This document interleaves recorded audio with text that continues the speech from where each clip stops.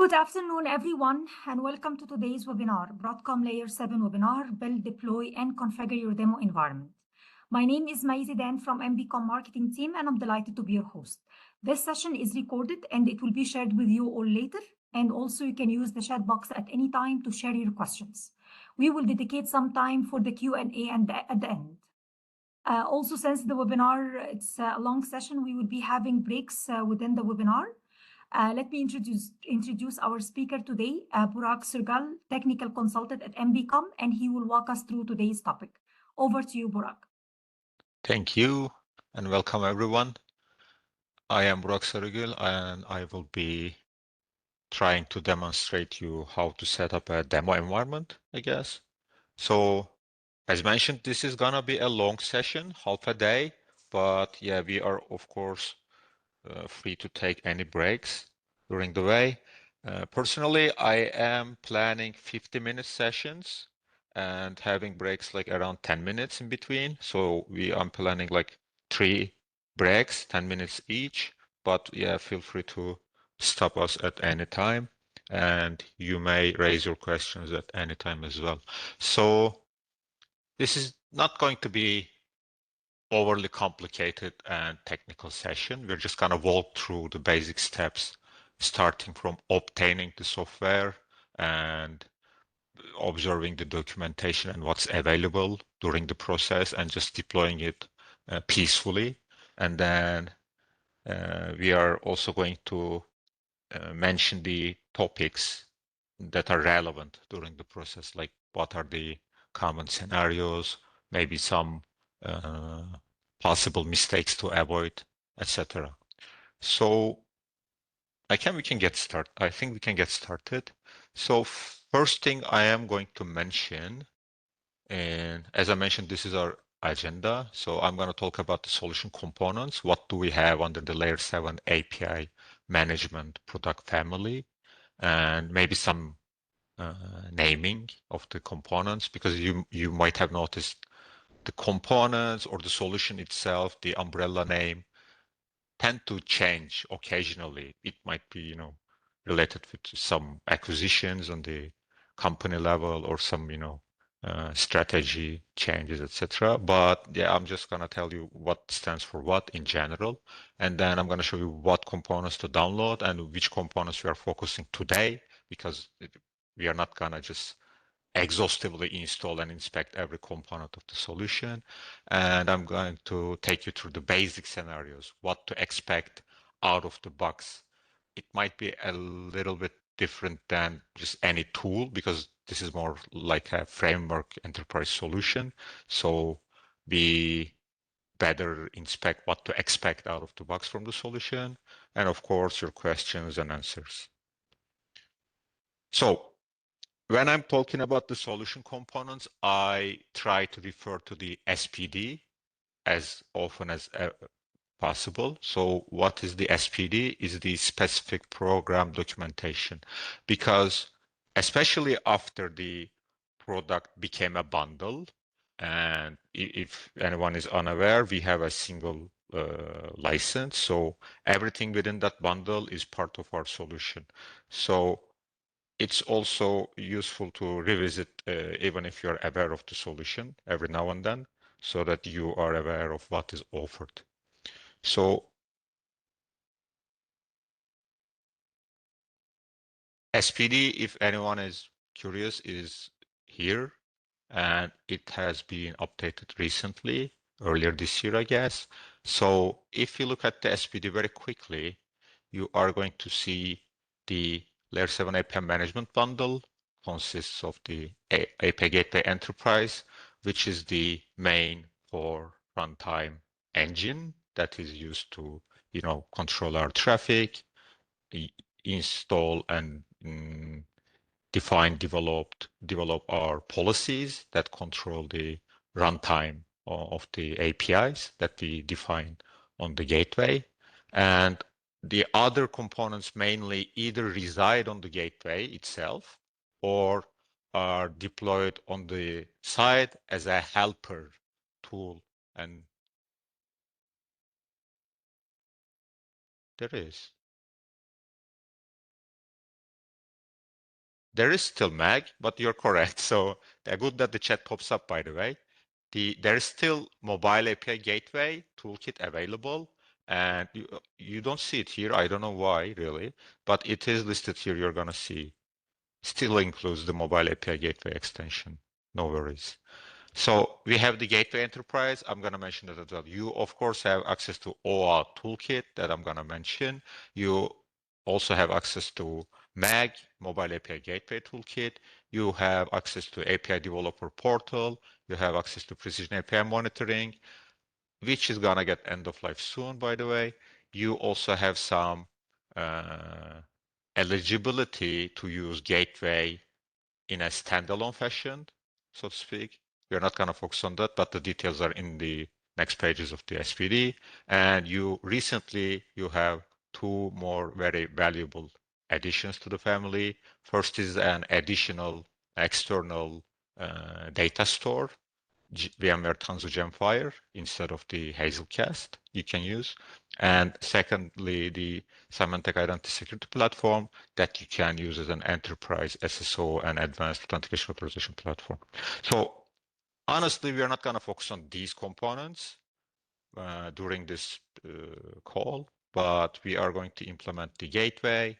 I'm also planning to set up a gateway as a cluster because I know it might not be required as a demo environment, but as I mentioned, because the platform is more of a framework, customers might be more inclined to just skip a demo process and ask for a POC. And obviously, during a POC, some of the success criteria will be based on the architecture, service availability, like redundancy, high availability options, so that you might need to, deploy clusters more often than you could imagine. So and since it's not a very, time-consuming process, I'm planning to deploy a cluster here. However, on the portal, the high availability mechanisms are mostly relying on the container orchestration platform. So I'm just gonna skip it and deploy it as a standalone one. We are not gonna deploy Precision API monitoring today. We are, of course, going to install and configure OAuth Toolkit because it's a requirement for these guys to work together. And I guess that's it. So let me go back to my slides. So second point, when I talk about the solution components, and if the conversation is a little bit of technical, I always encourage people to go over to the documentation, which is the tech docs. So the main address is techdocs.broadcom.com, and under here, nowadays we lost the landing page for the solution, but we still have the breakdown and main documentation for main components, which are, as we mentioned earlier, the Layer7 API Gateway, Layer7 API Developer Portal, Layer7 API Management OAuth Toolkit, Mobile API Gateway. We do also have the other documentation of other components that I'm not going to cover here, so that's why I'm skipping them for now, but that doesn't mean we don't have these. So these are the components that we are going to focus today. So the documentation is public. You don't need to register, log into anything. You can just go to the address and then see for yourself. And it's quite comprehensive, especially the gateway. I guess it's over 1,500 pages. Of course, it does have the complete reference on the runtime variables, components, everything. So it inflates it a bit, but it's always up to date. So whenever a new version is available, you also get the documentation update, and then you can just change the release of the documentation here. And then you also get a separate documentation for the container gateway form factor here. Since it's a little bit different than the other form factors because of its relation with the orchestration platform of the containers, it might have some additional pages, additional sections, and the form factors that are concerning the other installation options are not concerning the container, such as the, let's say, the operating system configuration for the virtual appliance or the built-in, I mean, like bundled MySQL database, etc. So we have separate documentation for them. For developer portal, we only have the version distinction. We don't have like virtual appliance or like container distinction in this. For the OAuth toolkit, we also have different versions. And for the mobile API gateway, we also have the different versions of the documentation.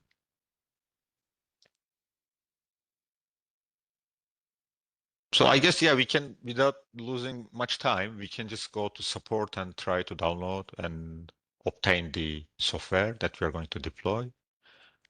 What we are going to need, so if anyone is unaware, we have knowledge base articles for the solution itself. So for the common, let's say, obstacles or some like errors during runtime or like some configuration, we have the knowledge base system that is quite up to date, and for the latest versions or like newly discovered issues or like overcome issues, you are going to see the knowledge base articles. The links on the chat. Okay, so once we have our first break, I'm gonna paste the links over here. Or what if I just share the complete slides with you? Is this a better idea?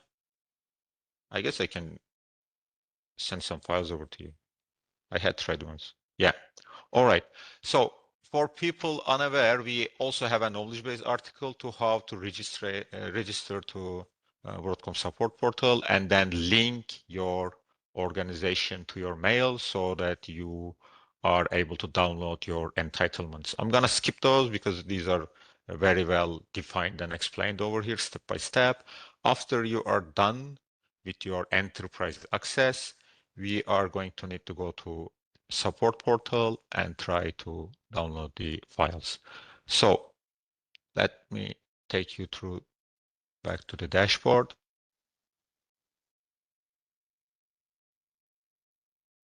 By the way, in the documentation, these steps are also listed. So if you just go and follow the install, and then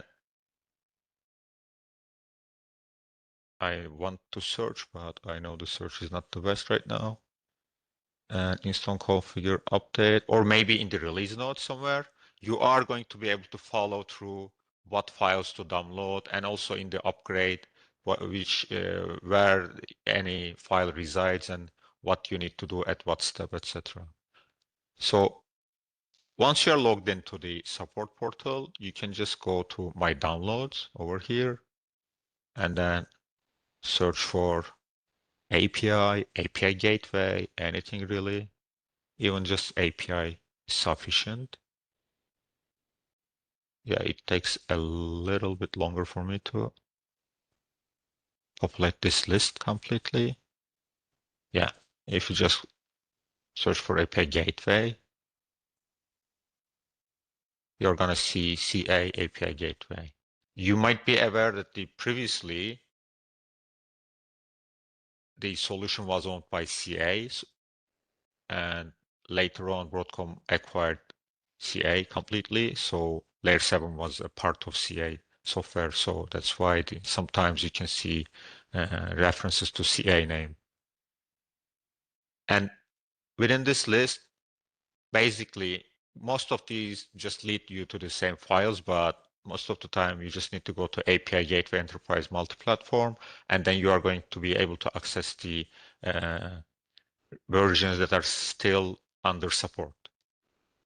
So I'm going to select the supported version, latest one, 11.2 as of date. And if I go back to slides a little bit, the first component we are going to need is basically the virtual appliance we are going to use for today. Other form factors are also available for gateway, such as the software and the container.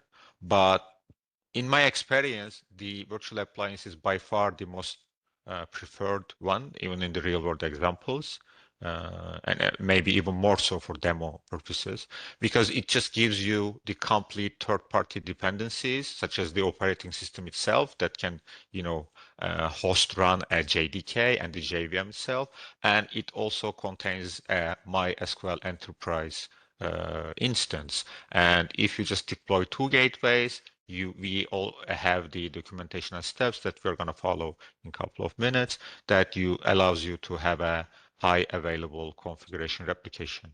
That's why I guess the virtual appliance form factor is the most popular one in my experience once again.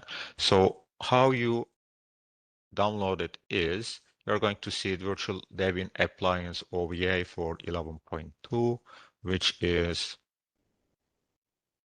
excuse me, yeah, it's this one. So once you are here, you have multiple options. You can select multiple, files to be downloaded and then try to download them all together by creating an FTP link. And then you can generate one-time link. They are not one-time accessible, but you can, let's say, perishable links you can generate over here, or you can just go to the HTTPS download and it will pop up a window and download for you the complete link. Which I have already done.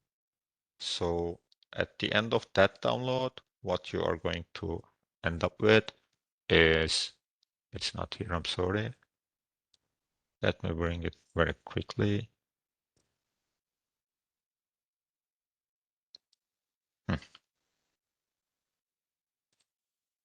Let me move all these to a single place, maybe.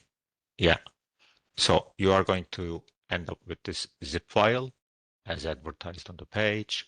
And inside that, I guess you are only going to have the OVA.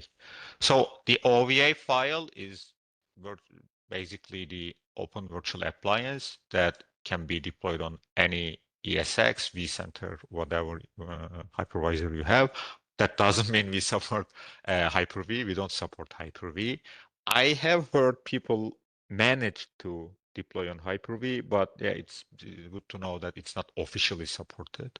But I guess more or less every customer has some, VMware virtualization, so we should be fine in most of the cases.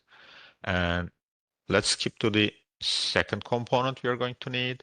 That is the API Developer Portal virtual appliance. So for the portal, we are going to need two main components. First one is the appliance, and the second one is the images. Why that is a little bit different is because the newer version of the API Developer Portal, that's my just personal feeling, is somewhat developed as like a container first model. So we also provide a SaaS instance for customers who don't want to deploy API Developer Portal in their premises at all. So whenever you get a patch, a new release of API Developer Portal, most of the times you just get the new versions of the container images of corresponding components. So these are decoupled in here, and the Debian 13 image for the API Developer Portal, I guess it's not under the support portal, my downloads, but it is under solutions and patches. So let me talk a little bit about these guys. We have two main pages that are not so hidden, but also not so easy to access every time. So we have two solutions and patches pages, one for the Layer 7 API gateway, and we have another one for the, let me search, I should have it bookmarked. Gateway, yeah, this guy. So anytime you get a notification about a new release or a patch or any proactive notification, you might have some links to to some patches. So those patches all reside here for any supported version. That's also the place that we publish monthly platform patches or software patches for gateway. And on the solutions and patches page for the gateway, we also have the OTK minor releases, I guess. Let me see. I guess so. We don't have a dedicated solutions and patches page for the OTK. Let me scroll down very fast. Or let me search for OTK. Yeah. And for the portal patches or the minor releases, platform updates, or the OVAs occasionally, such as the one we are in right now, you need to go to the API developer portal, solutions and patches, like this. And as I mentioned, whenever we get a new release for the portal images, you can get the offline installers over here as well. But these are also available in the uh, downloads pages of the support portal. So let me come back here. If I search for maybe portal, let me come back once again. We didn't start a timer for this session.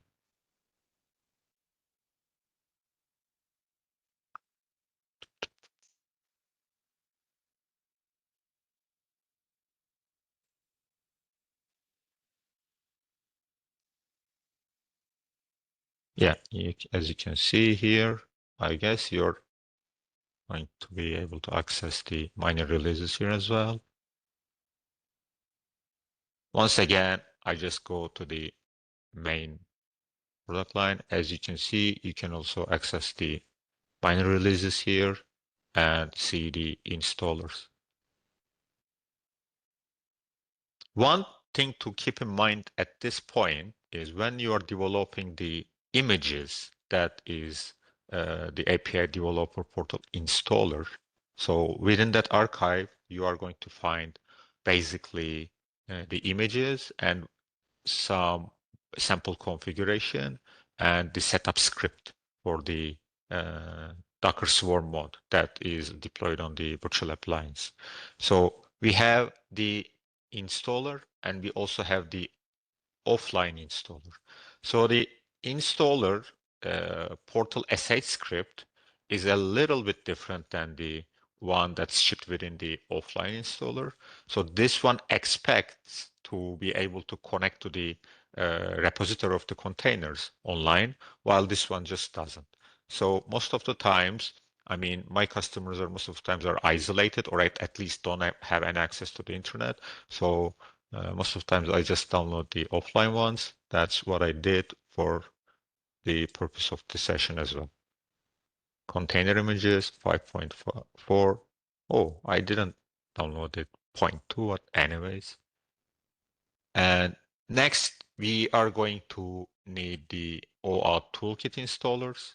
The OAuth toolkit installers are going to be within the solutions and patches, or they're also available under the support portal. And I don't think we are going to need these, but if you are familiar with the solution already, and maybe you are doing some POCs, or in the real world, definitely you are going to need these tools. We have a migration utility that utilizes some gateway APIs, management APIs to wrap and uncomplicate the deployments and helps with your CI/CD pipeline. And we also have the customer solutions SDK within the API Gateway Development Tools archive. And lastly, you are going to still need the policy manager, and that's also stored in a separate file, downloadable under support portal. And lastly, the license. I'm going to show you how you obtain the license as well. So OTK installers, do I need to go one by one? I don't know. Let's do it. You can just come to your downloads, my downloads, your downloads, anyone else's downloads, maybe not.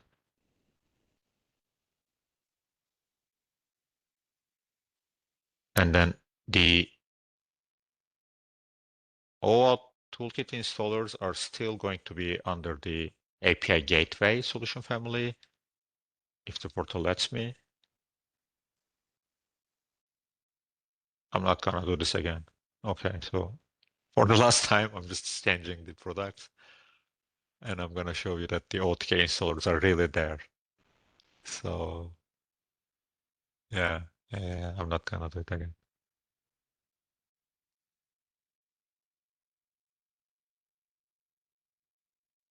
Yeah, OTK installers 4.7.0.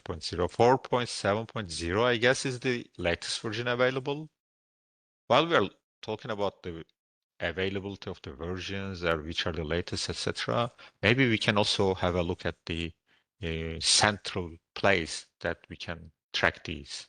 So, oh, before that, I guess that's quite useful for you as the first thing when you log into the support portal, you can just go here to notifications.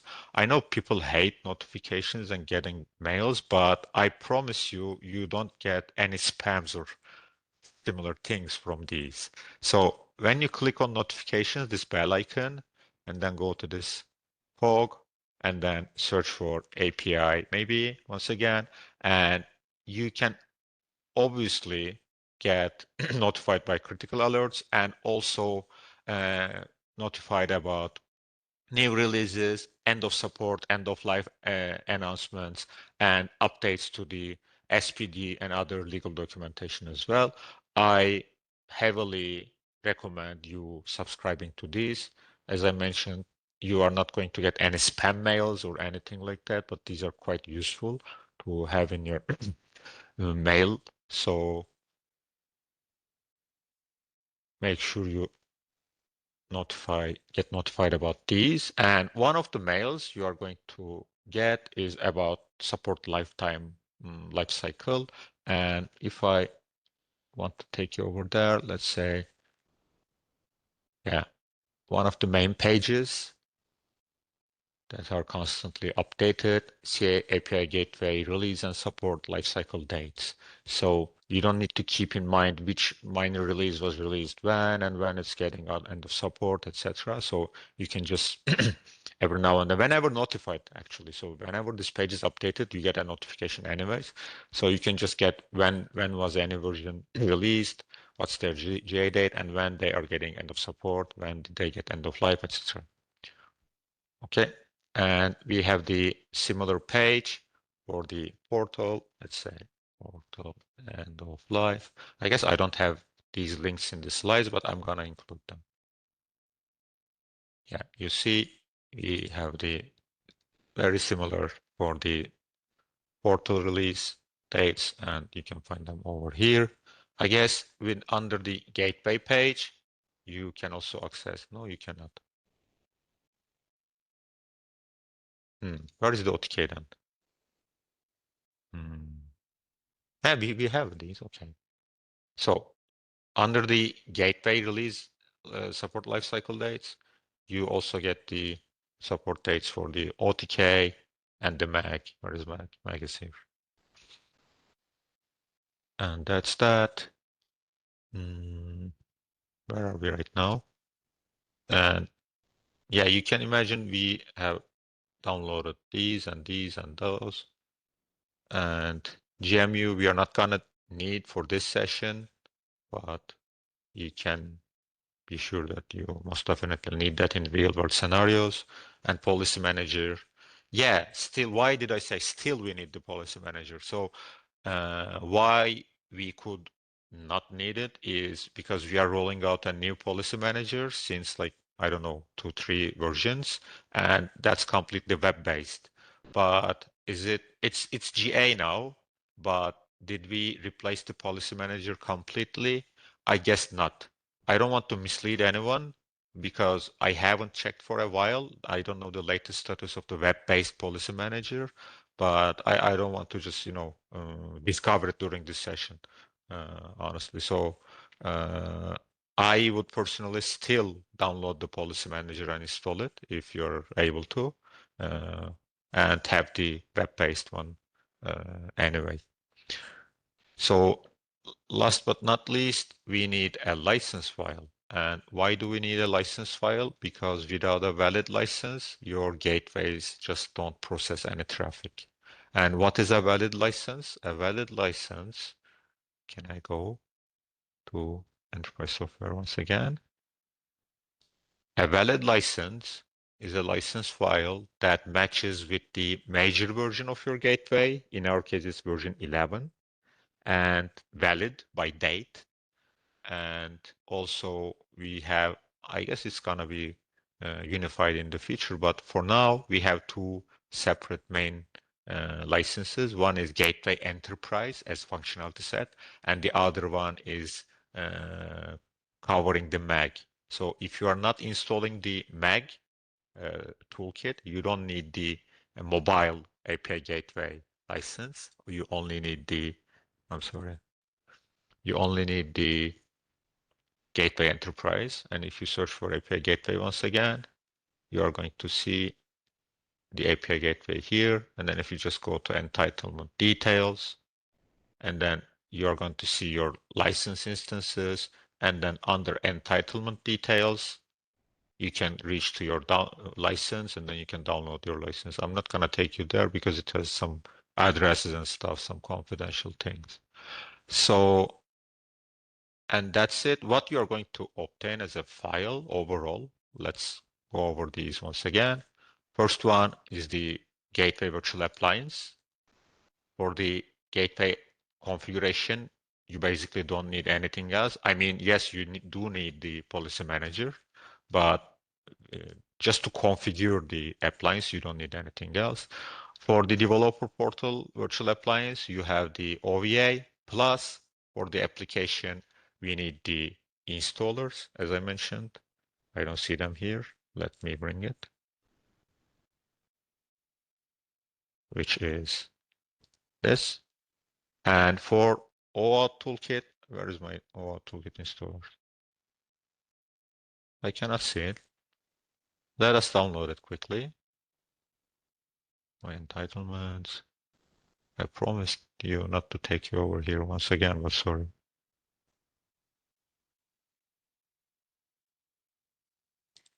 It may, no, my downloads.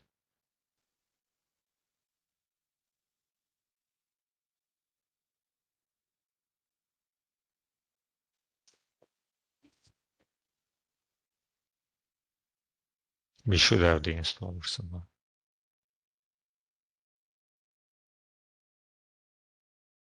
I guess we are going to have the installer. I should have it somewhere anyways.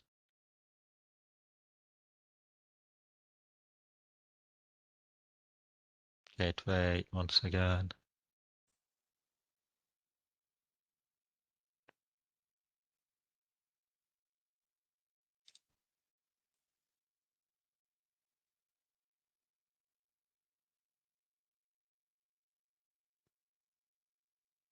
Okay, installer, scroll right. And it's always a good idea to check for the file integrity after the download.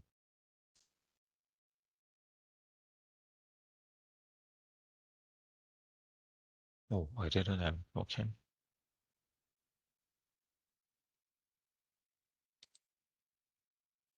And done. So what you're going to end up with is this guy. And the offline installers are already here. Let me go back to my slides. And Policy Manager, I am not going to download it again. I have every release installed of the Policy Manager. You can go ahead. It is going to contain one installer for the Windows clients, and it's going to include a standalone gateway, as you can run just against any JVM, JRE. So in case you're running macOS or any Linux distribution. So, and the license is also here. There is a little trick about the license. I don't know if it's documented anywhere, but what you install as an extension with lick actually is not a standalone, like readable file. It's actually a zip file. So you just change the extension of it to zip. And then once you're in there, you are going to be able to access the license file, which is an XML. So you are going to need this one extracted. Let's copy that here and then here. And that's it, more or less. So yeah, we still do have time. So without further ado, let's maybe jump on to installation. And what we are going to do basically, deploy these guys.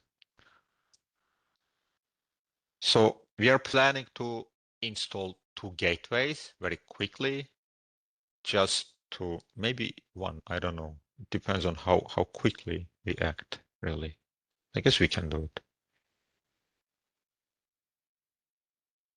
All it depends is how fast my connection to our demo center is going to be, basically. So we are going to deploy gateway virtual appliances. We are going to deploy the portal virtual appliance. We are going to install OAuth toolkit on top of the gateway. And then obviously we are going to configure these. We are going to make the basic network configuration for both gateways and the portal.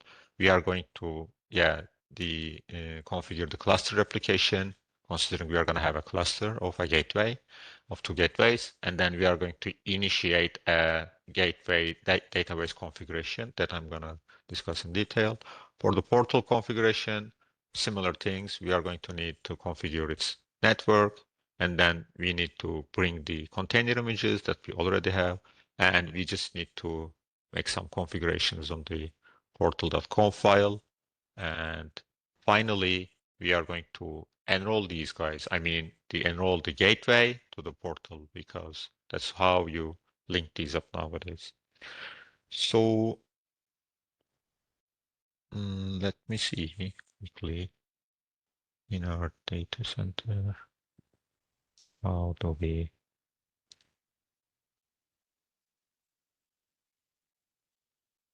Okay. So yeah, this is our demo center. So I just clicked new virtual machine, and then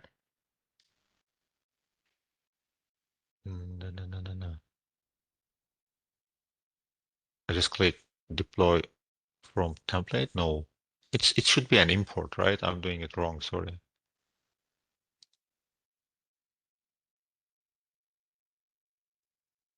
Virtual machine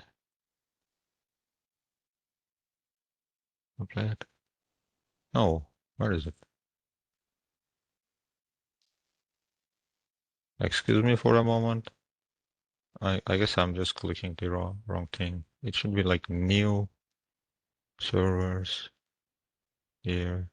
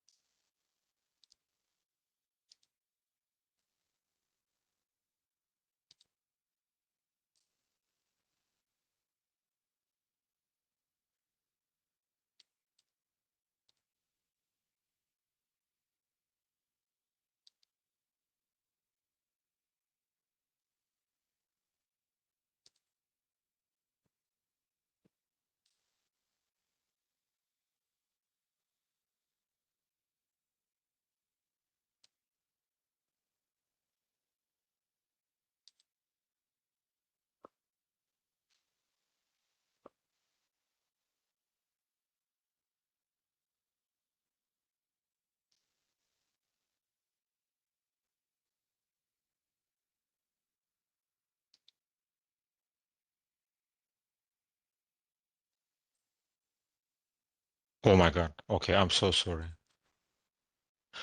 Okay, so it's not just available in the resourceful and stuff. So you just click here and then new virtual machine. No, don't make this. Yeah, upload local file, upload selected. So I got misled by the title saying OVF. So I guess we should be here, and then obviously we need to extract it from the archive. Do I have the disk space for that? I hope so.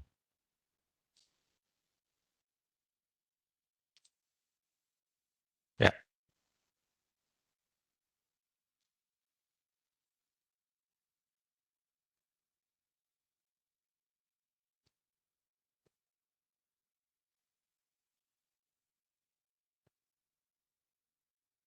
Oh my God.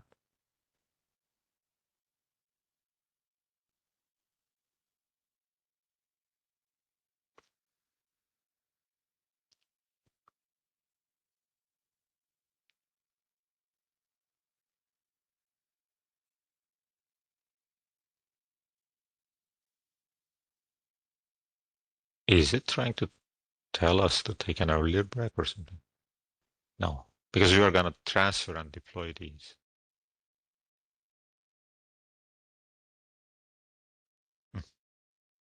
All right, back to the file selection.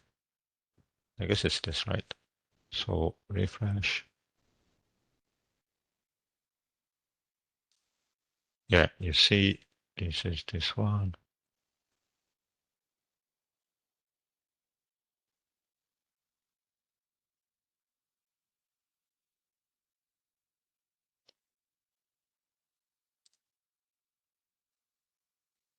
Let's name our VM so that it doesn't get lost.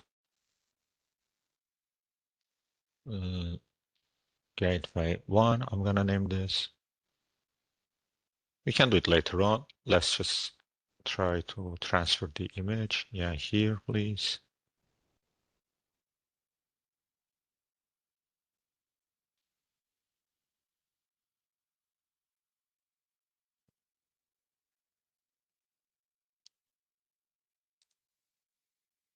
Okay. Maybe we can talk about the disk space here. So by default, the image comes pre-configured with 70 gigs of disk space that is distributed to multiple mounts.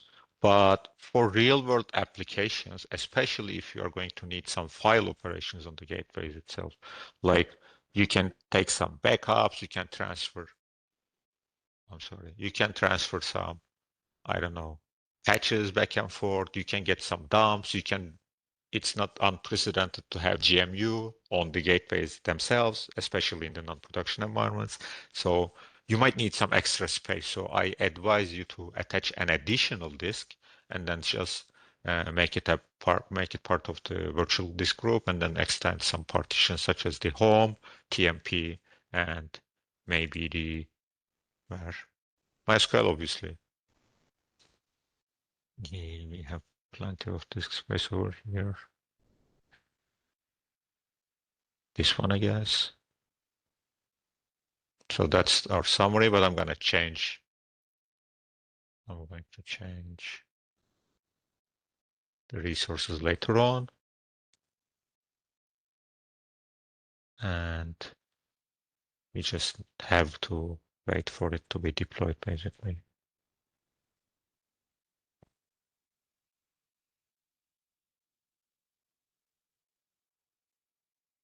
While we are waiting for that, it's going to take some time. So I still have some 3 or 4 minutes. And while we are having our break, it's going Maybe to we get can go for uploaded. questions, Brock, if that's okay. Yeah, sure. We can also go for questions. Do we have many? We have just received one for a Okay, load balancer. Yeah. Okay, yeah, let me go for the last in, first out. So for load balancer communication of the gateway cluster, does it need to be a layer 4 load balancer? Can it be configured to work with a load balancer on a higher layer? It can be configured to work on with a load balancer on a higher level. Why? Because imagine we also have the container form factor of gateway, right? And what the kind of load balancers are basically serves the services in the container platforms, like layer application layer load balancers. So do you need to do any additional configuration? Possibly, especially when it comes to handling the TLS and I don't know, some maybe URL filters, etc. So anything that might possibly conflict with the gateway, you should be mindful of, but does it work? Yeah, it does. So the next one is put the links on the chat. Do we have any mobile gateway? We do have it. Do we have any other questions?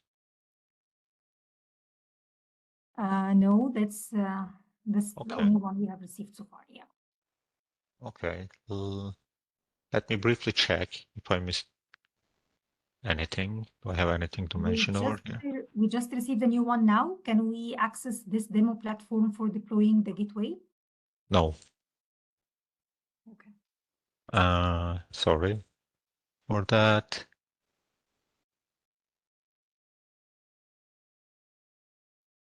But I mean, yeah, the gateway itself is not, it is quite lightweight, I would say. You can even host it on your,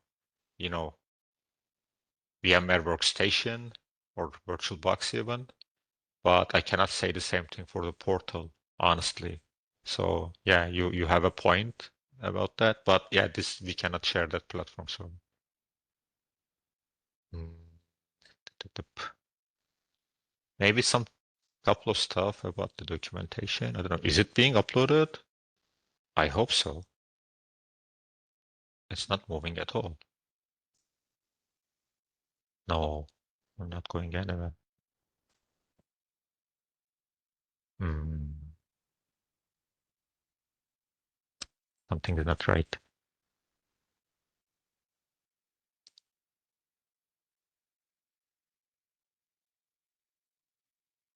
Anyway, I do have plenty of gateways. I can just reset any of them and then take you through the steps once again. We don't need to actually deploy it again and stuff. So that's not an issue for us. Hmm. But it would be nice to see that it's actually the gateway that we deployed. And maybe more importantly, it could be nice to deploy the portal. But yeah, we have a backup for that one anyway.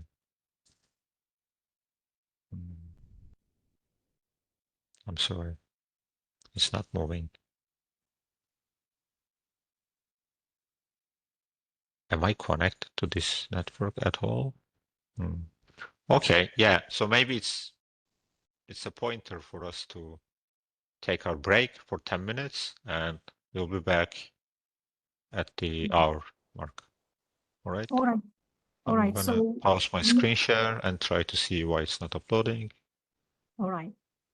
Okay. So thank you, Brock. We will be back at 2 p.m. Thank you.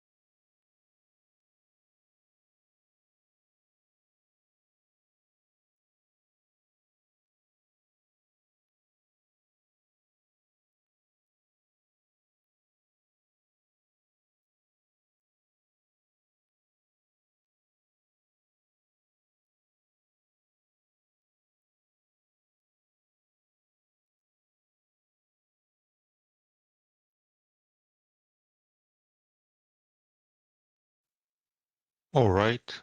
Welcome back, I guess. Yes, we are back. So, um, ooh, okay. I got some news for all of us. Let me share back my screen, maybe. Yeah, not so good news is I have failed to deploy these files because of my connection, basically. But good news is we already have some gateways in this demo center, right? So we are gonna do some maybe fallback scenario, and maybe we can even clone this one to have a cluster. But maybe I should first measure the interest of the audience. So are we interested in setting up a cluster? Because I know the title of the session has been advertised to you as like a demo readiness.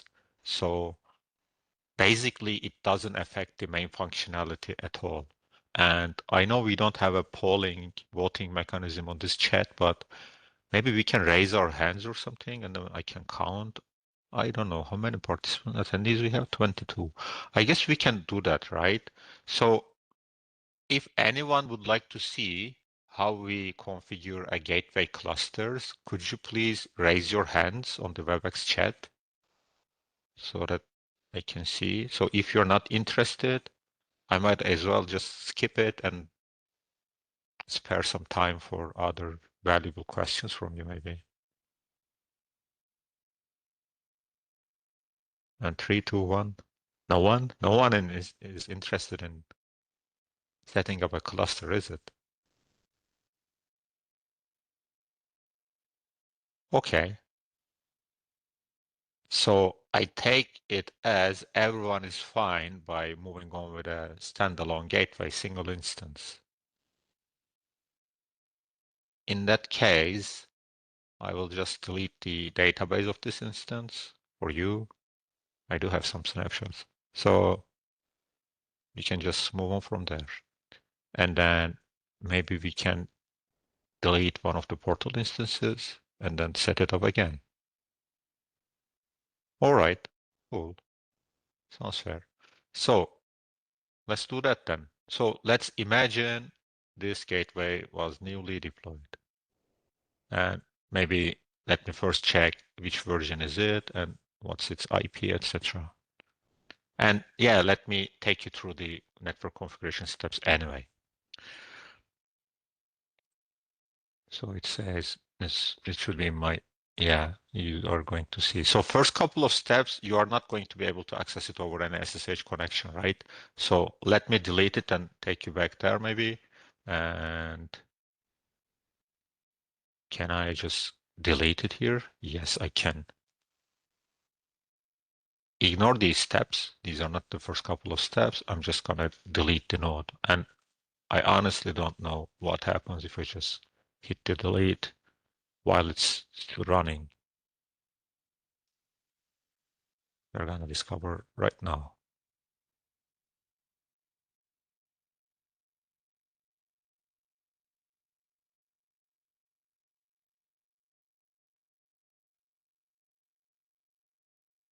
It's not gonna catch flames or anything.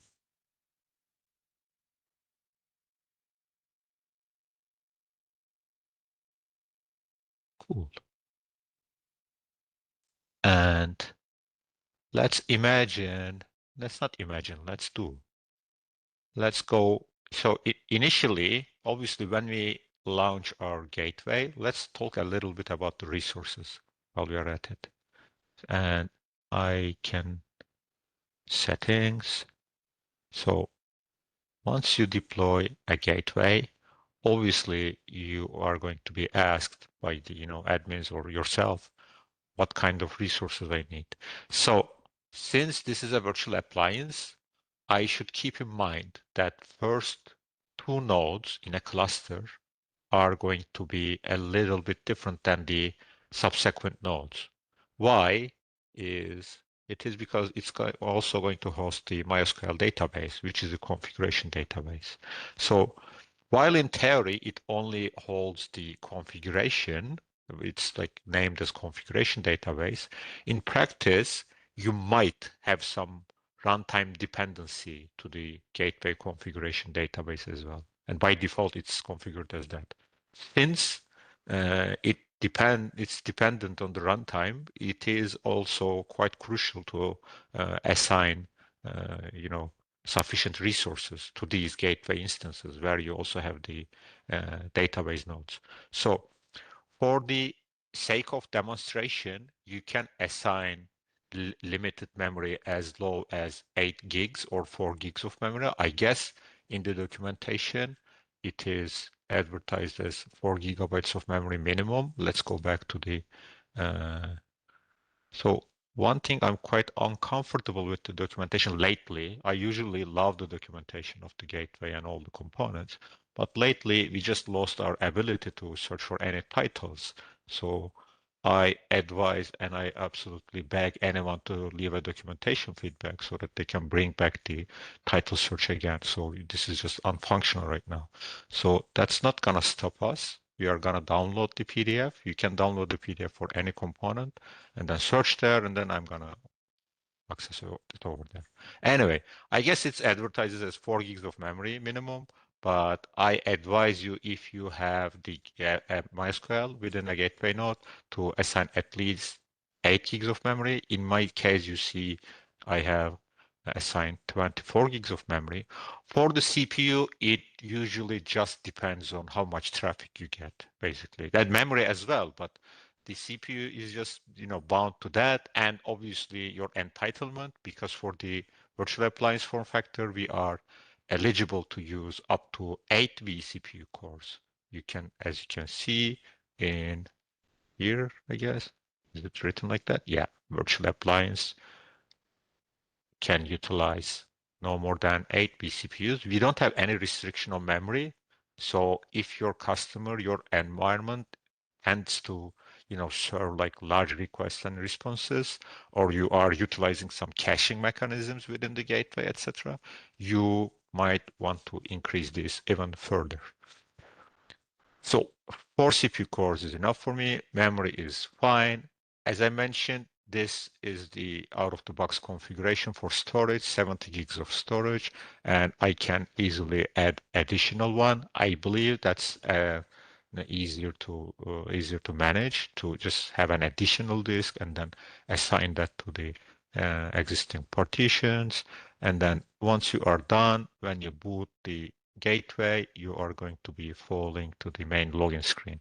Let me launch the web console for you, how it would look like usually.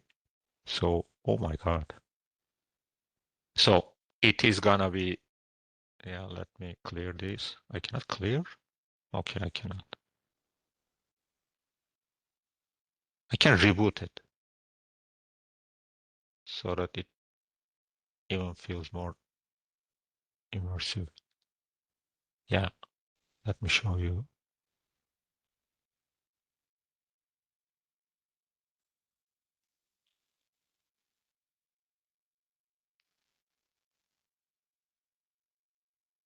Yeah, it's the bootloader, and then it's gonna do some partition checks and some sysctl, and then yeah. So obviously my host name is like dev-1, but it would be by default something else, I guess. So first time you log in, we have 2 users that are able to be logged in. I guess 3 right now because we also have SSG admin, but anyways. So you have your SSG config user, which can be logged in by SSH as well, and greets you with the main configuration menu. We also have the root user that cannot be SSH'd over. But since we are on the console, we can log in. So whenever I first spin a gateway node, I always log in with the root users because by default, after the initial login, the OS is going to ask you to change the passwords for these guys, both of them. So right now, it's not gonna ask me, but if it was, the default passwords for these users all are 7 layers. So if I can bring up a notepad, maybe, not this, like maybe a complete fresh instance of VS Code for us. New window. And if I can just, get a hold of it. So default users or SSG config, root, bot, having the passwords. Yeah, thank you, my 7-layer. And the password also gonna be 7-layer, 7-layer. So upon first login, it's gonna prompt you to just change it. And imagine if it did, and we just go change the both passwords for the root and the 7-layer. So since you are gonna be non-root, no, you're gonna be root.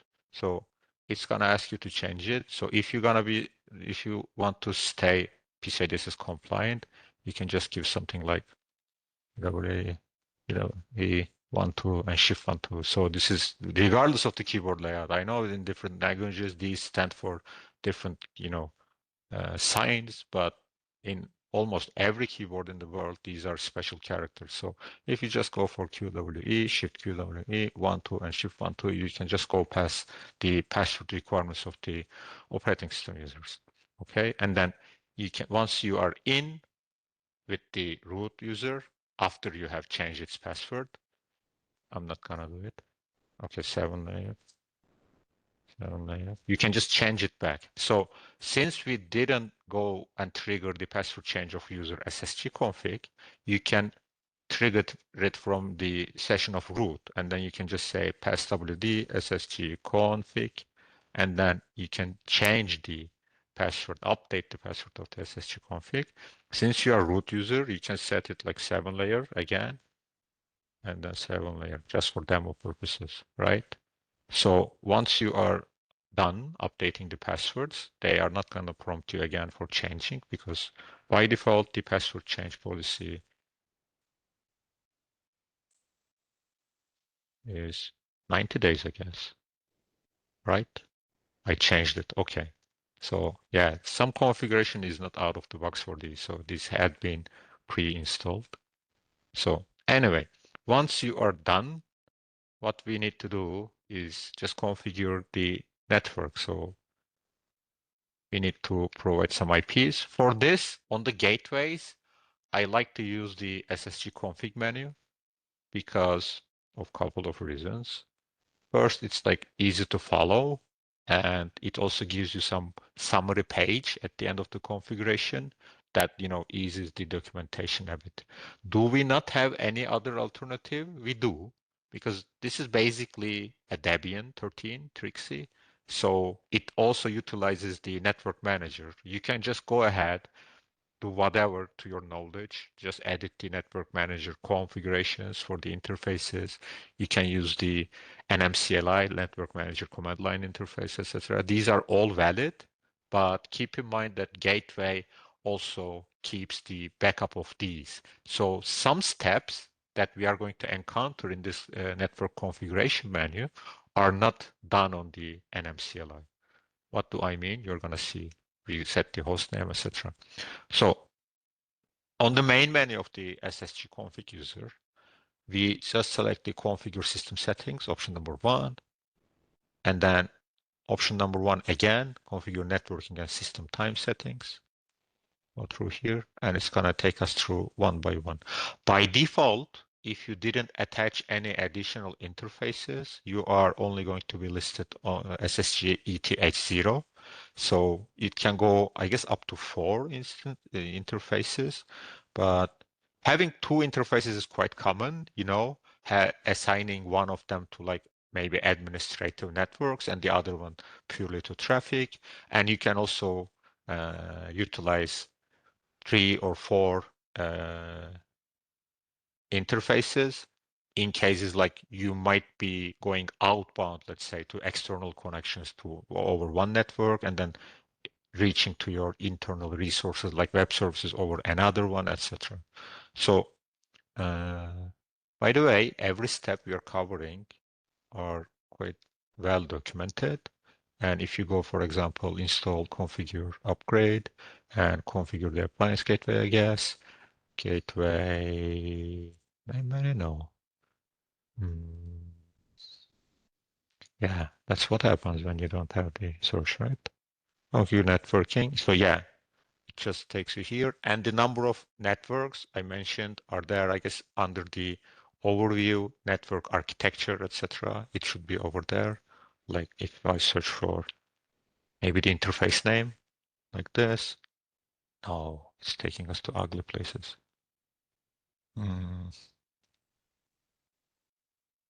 Yeah, it's not indexed. I'm sorry for that. Network deployment guide. Yeah, it's not a link. Anyway, it's under the network deployment guide.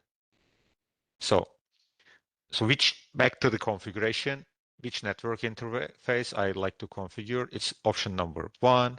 I select 1, hit enter. So anything within square brackets are the default or the accepted if I don't, specify anything.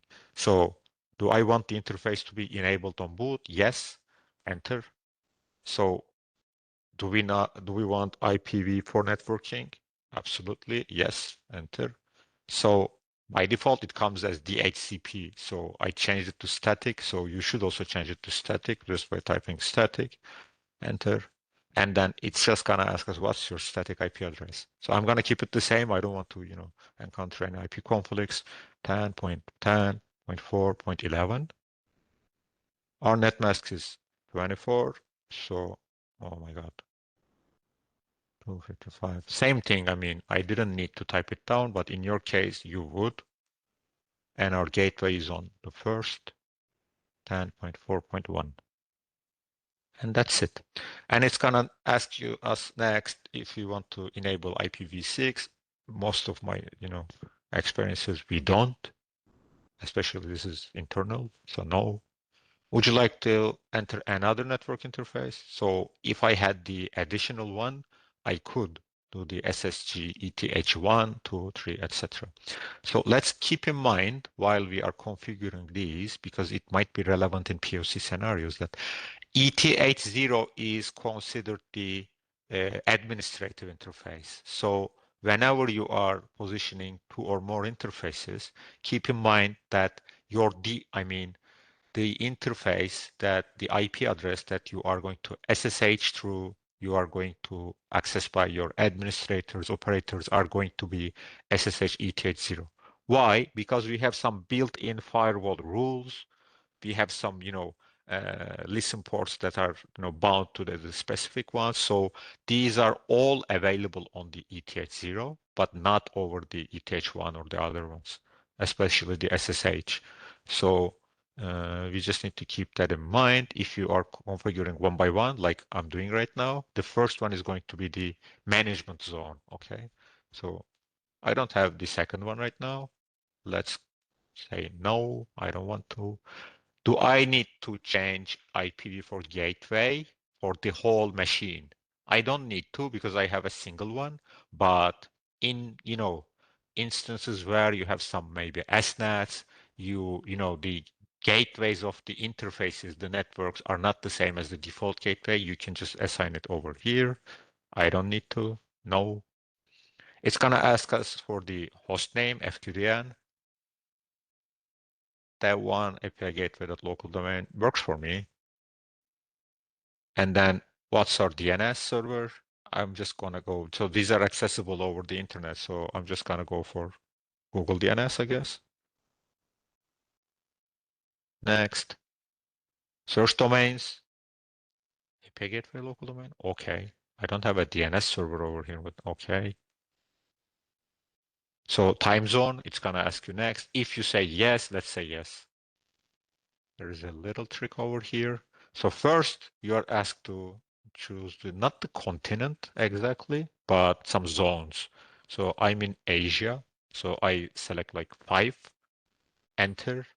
And then in here, I'm not sure where is Dubai, but so if you don't select any options in the first page you encounter, you just press enter for the next page. It continues over like 11, you see. And then next, Dubai is going to be like 24 or something, 23. Okay. So on this page, I select 23. Enter. So do you have any NTP configuration? I don't, so it's going to fall behind. Anyway. So yeah, at the end, you just see the summary. Are you sure? Do you want to apply these? If I say yes, it's gonna write these down to files and then restart the networking service. And when I hit enter, it should be done. What done means is you should be able to SSH to your server. So IP was 10.10.4.11, and the user I can SSH over with is ssgconfig, right?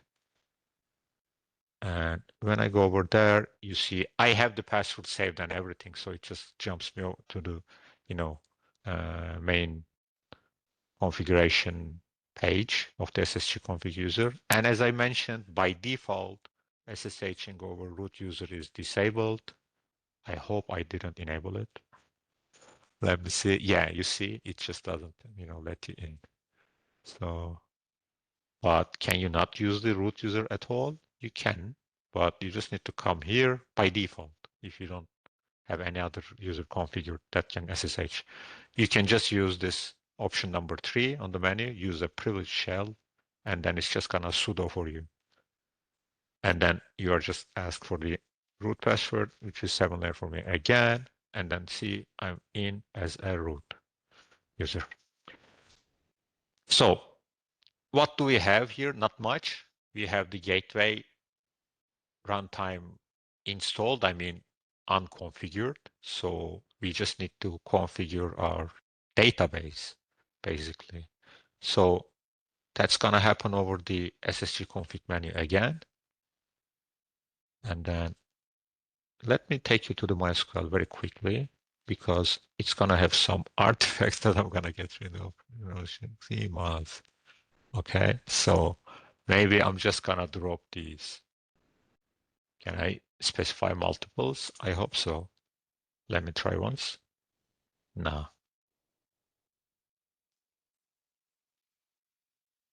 Yeah, okay. I need to do it one by one, sorry. I'm gonna do it very quickly. You see I have some extensions already installed. I'm getting rid of these quickly. I'm not deleting my SQL schema, which shows the credentials and everything. Don't do that. Not the performance either. The portal. Okay, so I'm gonna say do not share the databases of the gateways with any portal installation, which is seriously going to hinder the performance. But for the sake of this demo, I'm just gonna do that. But don't do it yourself. Okay, so you're gonna see that for the portal installation. So in contrary to gateway, portals do not come shipped with a MySQL instance. So you need your external database. It's a prerequisite for the solution. But for the sake of just demonstrating the solutions, I'm going to use and share the MySQL of the gateways, but don't do it in your environments, even if it's non-production, even if it's like POC demo or something.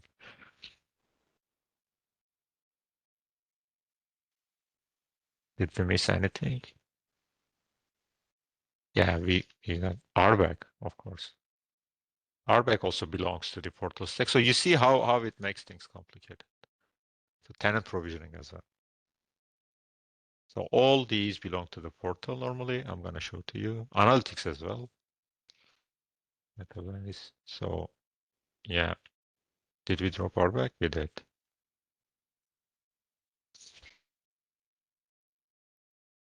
Information. Oh yeah, looks nice. So everything should be clear now. So since we are done with the network configuration and we are in with an SSH connection, we can just go ahead and configure the gateway. For that, we just use the second option, display Layer7 IP gateway configuration menu, option number 2, and then we select create a new Layer7 IP gateway database. So for the sake of, let's say, repeatability, let me take you to the corresponding section of the documentation. Let's say install, configure, upgrade, configure appliance gateway, configure the first processing node, it should be, right? Configure a gateway cluster, not this.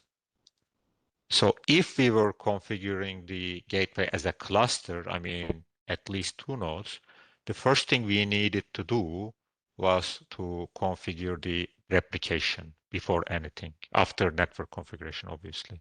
So let's say we have done this, but after that, you just do configuring the first processing node. Configuring first processing node within a cluster of n gateways and configuring the standalone gateway is identical. You just log into the first gateway node as SSG config, select option 2, display gateway configuration menu, and then select option 2, create a new gateway database. Okay, let's do that. It's gonna try to reach. Yeah, so are we going to have a database connection? Absolutely. Any point in time you make an error, you can just put a smaller than sign to take you to the previous step. It's also listed here, right? And then if you just made a horrendous mistake, like, mistakes of multiple steps, you can just type quit, enter, and then it's just gonna quit this subsection of the menu completely. Database host. I don't want to name things as local host. I don't want to name things as like IPs and stuff. And my, general advice as well to all of you, just try to use host names wherever possible. So I know I'm unaware of the host name of this guy, but I'm just gonna go ahead and learn because we had given it previously, if you recall. And then you see over there and you see over here as well. So this is our host name. And then what that previous configuration step does is regarding the host name, it saves it into the etc host name so that your terminal takes it over and then stuff. But what it doesn't do is it doesn't leave an entry to the hosts file. You are going to see I have a couple of other things as well. So in your demo environments, if you don't have any DNS servers available for you to administrate, add, remove the records, etc., you can just use the host file. Just be aware that there are some gimmicks in the host files, especially if you define multiple subdomains for the IP entries, and also make sure you have single line values for IPs. So if you have multiple hostname entries for a single IP, just make sure you have them separated by, line by line. Okay. Otherwise, there are some very little known gimmicks, some issues. It's not specific to the gateway. It's just how host files work in the Linux system. So just make sure you split them. And okay, so this is our IP and this is my host name. I'm just going to say database host is this one. Port is by default 3306 on every API gateway. I don't see many people change it. I don't either. So that's the database schema name. By default, it's SSG. So if it's not external, you can keep it SSG. I almost always keep it as SSG, enter. And database username. So this is the MySQL user that is going to access the SSG schema that resides on this host to access this, over the gateway software. So it's gonna be like gateway user at this, since we are also this. So it's gonna try to access over here to this schema. And I'm gonna use that. So it's gonna ask a password. So what is the password that gateway user is going to use to access this schema SSG? I'm gonna give it surprisingly 7-layer.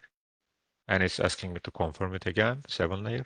So since it's going to need some user credentials within the MySQL itself, we need to create that user on the MySQL instance. That's why it's going to ask me the root credentials so that it can execute the, create user, gateway at this host identified by 7-layer, etc. Root, administrative database password is 7-layer by default. It's asking us. So we are not declaring it. We are not setting it. We're just providing it right now. Enter. So do we have a failover connection? If we had a replication set up already in the previous step, and if we had the failover database, let's say on the 4.12 gateway, we could say yes, and then give the failover host as like dev2 API gateway local domain.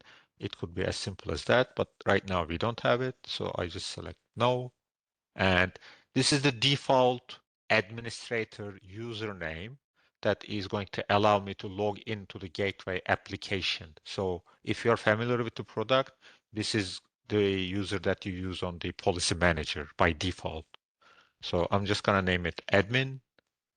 And shockingly, again, the password is going to be 7-layer. And this is the cluster host name. So what does it do actually is once we spin the gateway, it's gonna create a default SSL key, right? And the corresponding certificate. So this host name is going to be on the CN of that certificate. And we also have a cluster-wide variable, cluster-wide property. So that is going to be, there's a key, that cluster.host name. So the value of that is going to be this cluster host as well.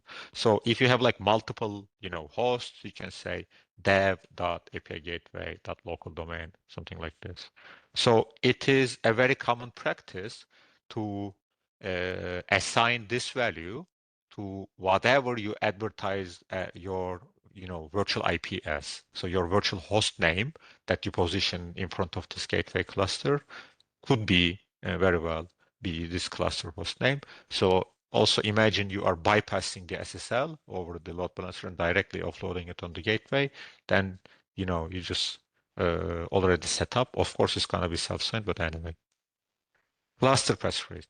Cluster passphrase is a little bit crucial, especially if you're setting a gateway cluster for the first time, because the sensitive information that we store on the SSG schema is going to be encrypted using this passphrase. Not only this, but it's going to be based on this. It's going to have some other inputs like some seeds, like the gateway version, etc. And we have another passphrase like master passphrase. But cluster passphrase is important because if you configure another gateway cluster with another cluster passphrase, that cluster cannot decrypt and load this SSG schema. Okay, so let's say you are cloning, you are restoring from a backup, you are migrating the database, and in similar scenarios, the configured gateway cluster without the database needs to have the same cluster passphrase.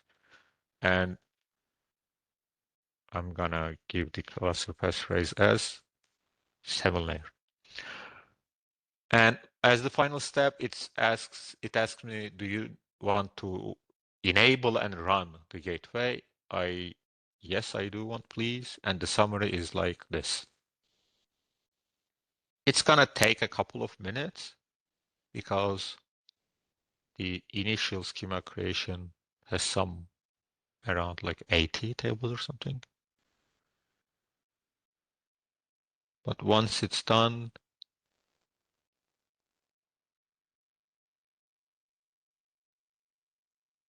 it's going to be up and running very quickly. So we are done. So we are dropped back to the previous menu. We are done here. And maybe before leaving and going back to the root or something, we can just go check to the status of the gateway.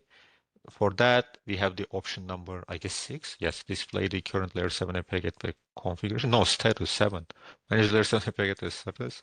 You can select 7.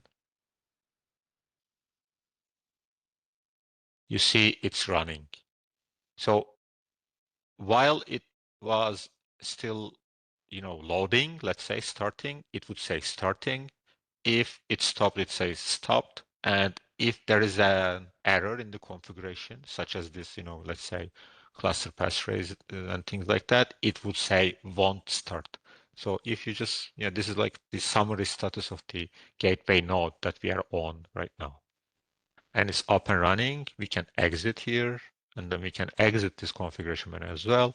And then we can, I want to take you quickly to one of the files, maybe a couple of files. So I switch back to root. So the previous steps we have done essentially does two things. First, it creates us the node configuration, and then it saves it as a file. So it is going to be under OPT, secure span, gateway, node, default, etc conf node.properties. Quite simple. So you're going to see our node is enabled. It gets a randomized node ID. So we get a cluster path. This is the crucial part. So there is, after this point, we don't get the plain text of this cluster path phrase we set. We can only change it, try to change it and guess what it was. And our database configuration. This is the main configuration DB. If I had the failover, I would also have the failover entries like this one. Okay. And this node is enabled, as I mentioned. And secondly, it also created our SSG database, right? Show databases. You see, we have the SSG. Use SSG, maybe show tables quickly. We don't have much. I mean, most of the existing content is the metadata. So by default, it's like quite small by, in terms of footprint. But you can see that it has been created successfully. And it's up and running. So let me go back to the slides, what we have as like the next steps. We should catch up, I guess. So what time is it? Okay. We're not that quick. We're not that slow either. So what we have done so far, we have done the network configuration for the gateway. We didn't do the replication, which is not so challenging, and it's all documented. I can just show you the documentation very quick.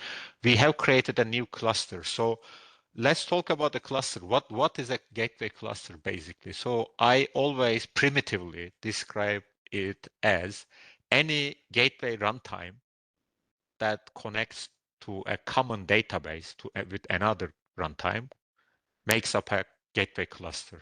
So it's not like they need to be in the same subnet, LAN network. They don't need to, I don't know, exist in the same, let's say, um, container orchestration workspace or something.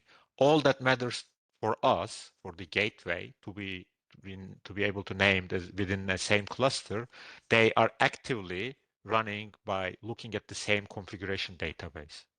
So when you configure any additional node, if I just I just follow the same steps in node configuration that leads up to having the same node properties, I mean, like the same output of the configuration is going to be considered a member of the same cluster.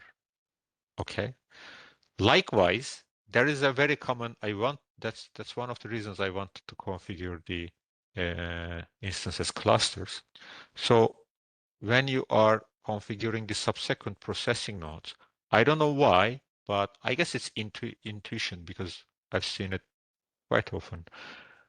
When you are configuring the second, third, fourth uh, nodes, gateway nodes, you're still going to provide the primary database as the initial one, number one. So long story short, how does replication where is the overview? We had some very simple image here. We don't. Yeah.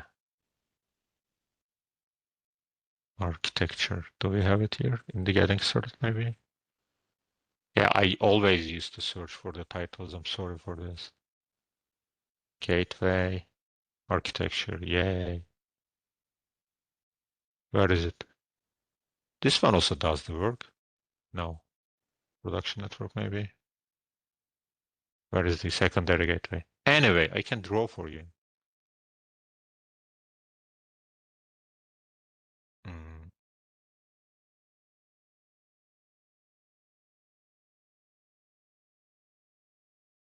Let me see if I have any artifacts. You know what? We are in our lucky day, so we were not lucky enough to configure a cluster. So this is the last thing I had drawn on the Excalibur. So in a cluster of any number of nodes, I mean up to 6 or 8 really. We don't configure clusters of 10, 20 nodes because of performance reasons. So what you are going to see for any runtime, we have a running JVM, right? So this is going to be our application based on some Tomcat runtime. So we are going to have this same runtime on every node, regardless of the form factor. Let's say all of them are like virtual appliances.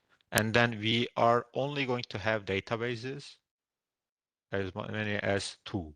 So we are not going to have, let's say, this thing. Let's get rid of this, and let's get rid of this. Okay.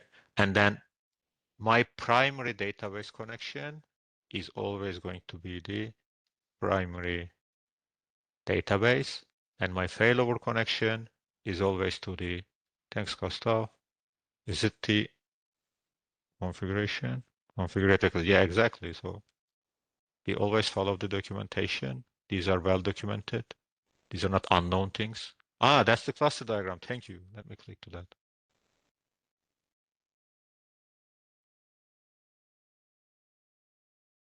Why is this important? I mean, why not? How it wouldn't be important? So, does it have the failover Debian stuff? No, it doesn't. It just says this icon. Thank you, though. Yeah, I mean, this helps us understand the network zones and stuff, but I wanted to draw your attention to any gateway runtime needs to connect to a single authoritative database at any given time because we have automatic failover mechanism within the gateway runtime. So they just notify themselves saying like, okay, you know what, this is not up. We should be, all connecting to the failover. So that's the reason. That's how you don't have like, different configuration within runtime, because in the runtime, we are going to have a load balancer, right, on top of these. So let's say enterprise LV. So that's how you can ensure your runtime configurations are identical, and then you can just safely distribute the traffic to any of the nodes, because this configuration gateway databases are going to hold your API definitions and policies and basically everything. That was that. Since every appliance, so yeah, back to the question, we have a question over here.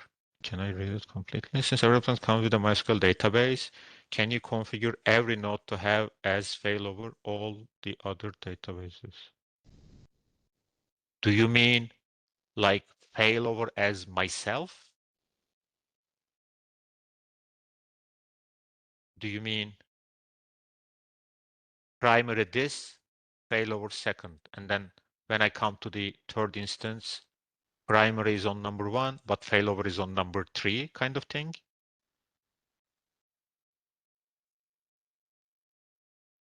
Can you not unmute yourselves? Do we have the attendees like unable to speak or something? So Christian, so if you mean that you are imagining something like local failovers for every instance, like failover 2 kind of thing, like, or like failover 3, is it the case? Anyway, it's not possible. I mean, you could configure it like that, but then again, you would need to ensure somehow the configuration is always up to date. I mean, the configuration here versus configuration here. And while it is possible to chain replicas, okay, you have an update to your question. Let's say on node 1, you can configure the database on node 2 and node 3 as failovers for multiple failovers to failovers. I mean, we do have an instance. I mean, we have a failover to failover, but it is only for the DR. I mean, by official configuration, right? So we have one-way replication here. So why I'm just being very careful over here is because we have two-way replication over here, okay? And then whenever we have some kind of outage, which is quite rare to be honest, we have some kind of outage, let's say on the primary database, why it's dashed? Whenever I have any kind of outage on here, I talked about automatic failover, right? So this blue lines, the applications are automatically and synchronously going to switch to the failover database. And what is equally important is whenever the main one is available back again, they are expected to automatically fail back. So that relies on backwards replication. So whenever you go and follow this, where is our documentation?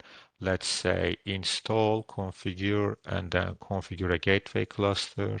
That's why I wanted to configure a cluster. Configure a cluster database replication.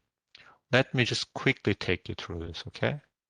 So you see, yeah, by default, the replication flow is just you have a source and you have a replica, and then you just accumulate the transactions happening on the source, and then there is a replica thread that just connects and says, just give me whatever you have been doing, and then I will just replay these on myself.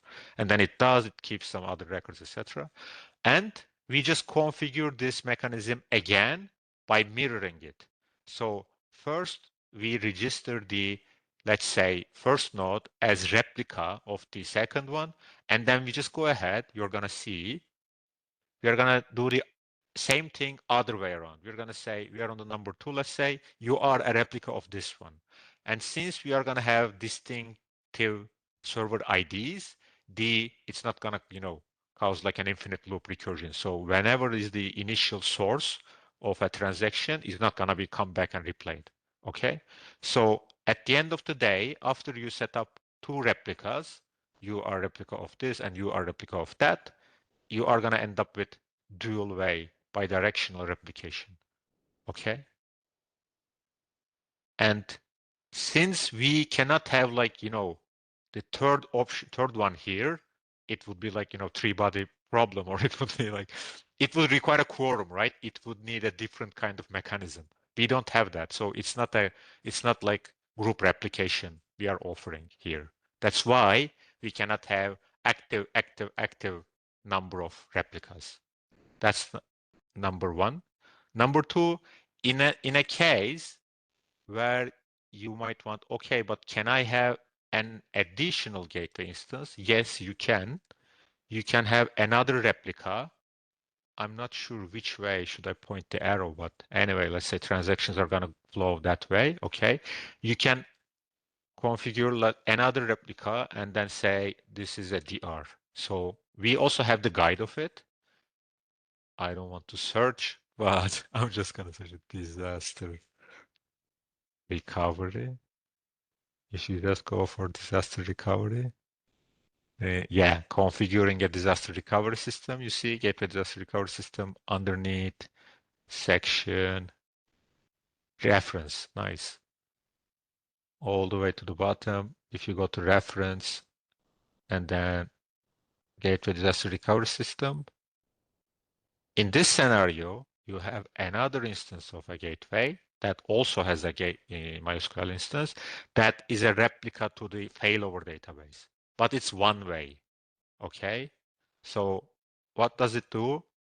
We make sure, provided the replication is up and running all the time, we make sure our configuration is up to date, but we are isolated to ourselves. So what does that mean is in the runtime, this appliance, this application is going to point to itself. Okay. And ideally, not ideally, the only sensible way of having additional DR nodes, let's say, or let's say 2 instance. In this case, you wouldn't have anything because then you cannot have like active replication over here. And then you just have like this guy. Okay. And then in case of a disaster, God forbid, you just fail over here. I mean, like switch over here to disaster recovery environment. And then this is like a backup, active backup of your configuration. This is a little bit different than hot switch, right?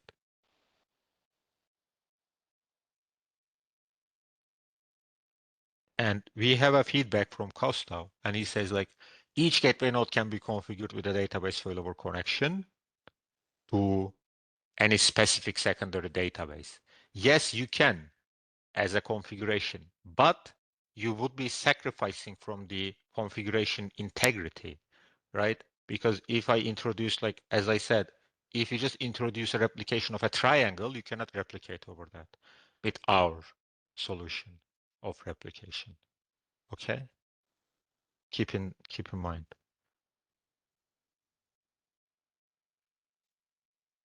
Yes, so n-way chain is possible, but it's only available one way. So you can all the way just introduce more and more and more and more failover databases. Does it make sense? I don't know. Could be some scenarios where you could need this kind of stuff.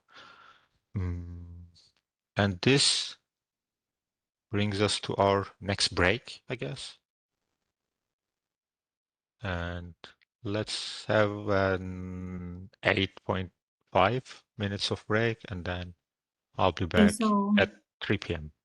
we should be back at 3 then. Okay. Yes. Thank you. Cool. Thank you.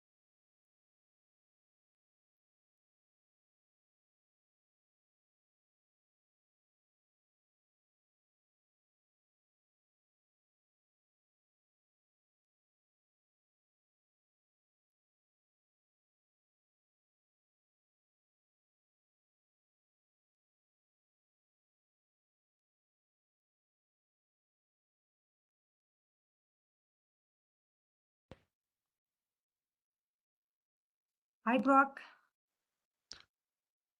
Hi. Yeah, Yeah, we can resume. Thank you. we are back. Yeah, we can get started right away because I guess we have plentiful of things to do still. We haven't configured the portal, we haven't installed anything on the gateway, we only have our gateway and we are already halfway.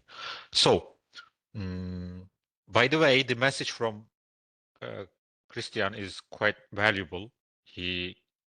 I don't know, do you want to introduce yourself and give us a little bit of information of the latest status about PM2? Maybe he's not back from his break. Anyway, so I'm gonna try and summarize. So web-based, you are muted. Okay. He's saying that he's back, but He muted. cannot. Let me You try. mean you Yeah. are unable to unmute yourself? I guess we can Yeah, help you with that. so Can we not?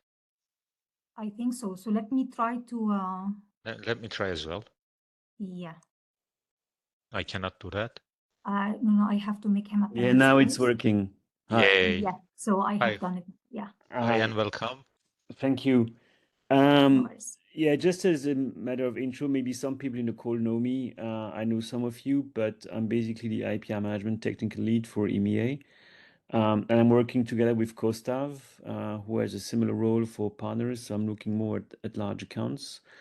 But I find interesting to attend this webinar, although I may not be able to stay until the end of it. But basically, what I was saying is we introduced the web-based policy manager as a preview almost a year ago, and then it got into a first release in November in version 11.1.2 or 11.2.1, I think, in November.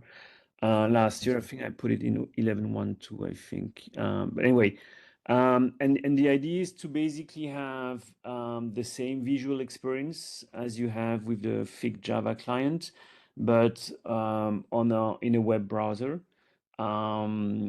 And basically to modernize the UI, but not only just modernizing the UI. One of the key complaint we got from customers around the policy manager is that whenever you upgrade a gateway, you have to deploy the Java client on every workstation, and it's a bit painful. So the team did a great work in providing a web-based policy manager that is baked into the gateway. So you have to enable it by setting up either a cluster-wide property or a system property. But once it's enabled, you directly connect into the gateway and you have the same list of policies, policy assertions and the drag drop configure canvas. So the user experience is very similar. There has been a few improvements around the user experience provided, based on the fact that it's web-based. But as I outlined in my chat, the idea is to basically shut down the Java-based, so Policy Manager 1 Java-based in middle of 2027, so next year.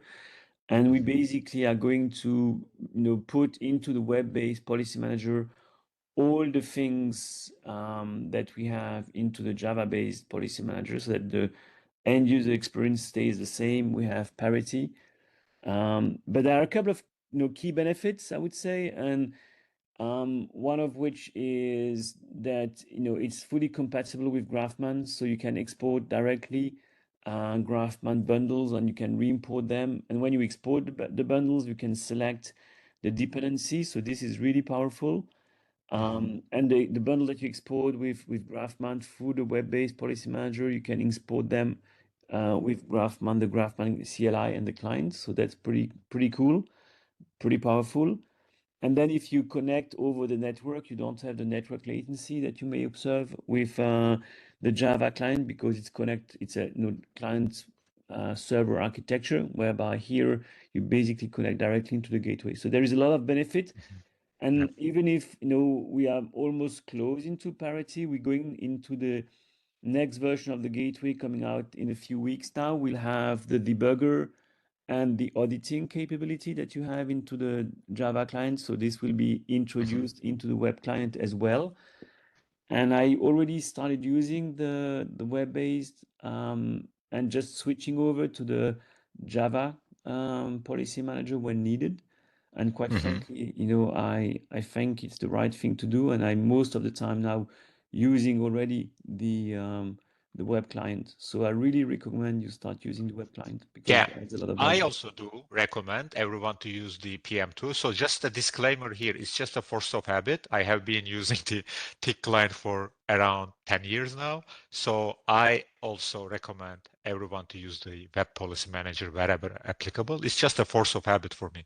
So, and personally, I will just switch to the web-based one whenever the debugger is available. That's my only thing. And as you mentioned, thank you for those.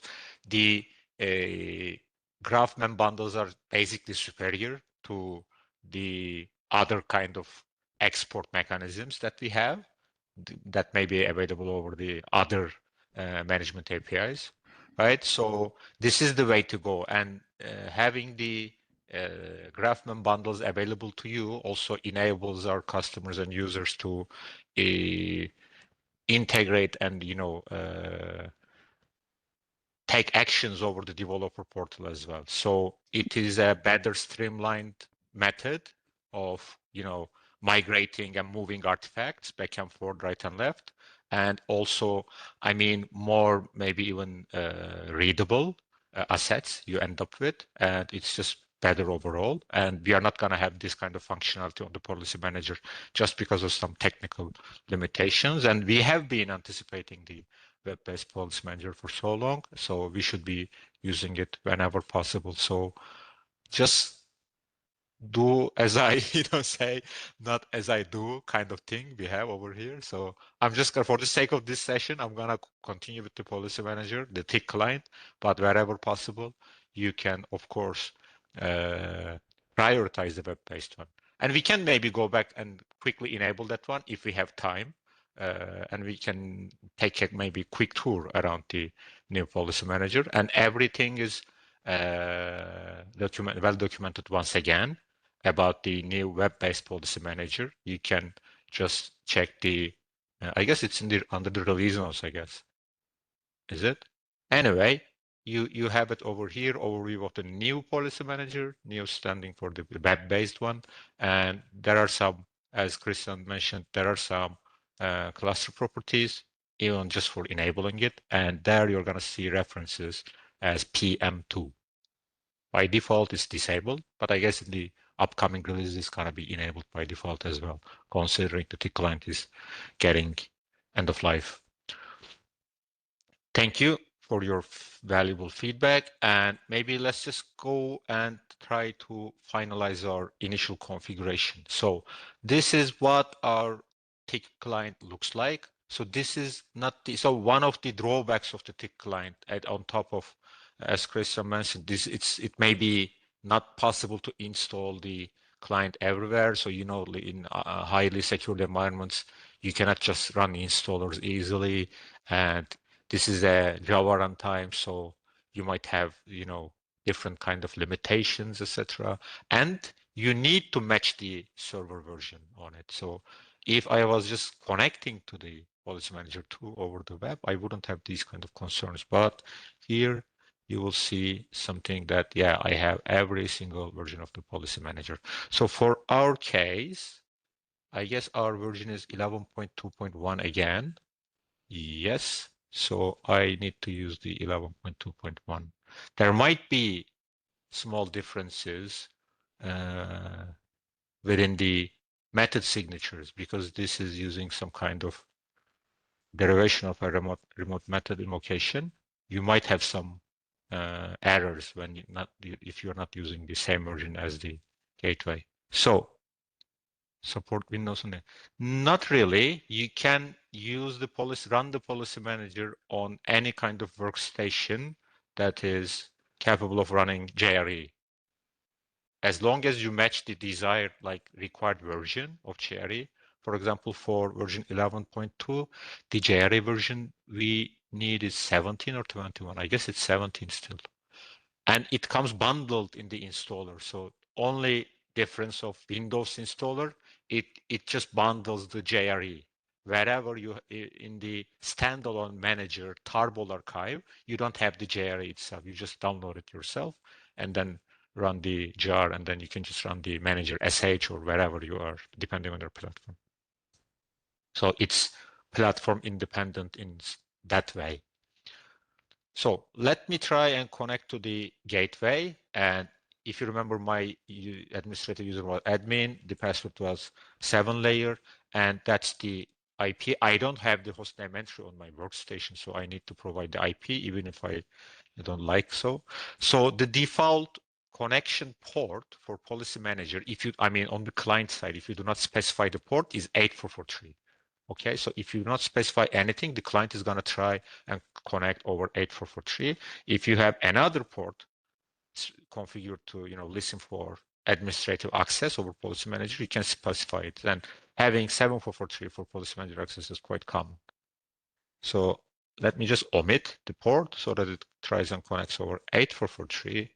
And then you are going to see, so you try to connect to this host, even though it's an IP. But so this is like a TLS warning you would have on your browsers, right? It says this host name is this one. If you remember, we had this set as the cluster host name. So it auto-created the certificate to match that. So do you still want to connect to that? Yes. And then first thing I'm gonna be asked is the licenses. So without a valid license, you can start the gateway. It doesn't just stop the process, but it doesn't process any service input. You can still connect to the policy manager, but you are going to be greeted with this one. So we also have periodic checks for the valid licenses. So it is important to ensure you have, you are not, soon running out of, valid gateway licenses, not running out, but you're not exceeding the validity period of it. And you get some audit and log messages if you are about to,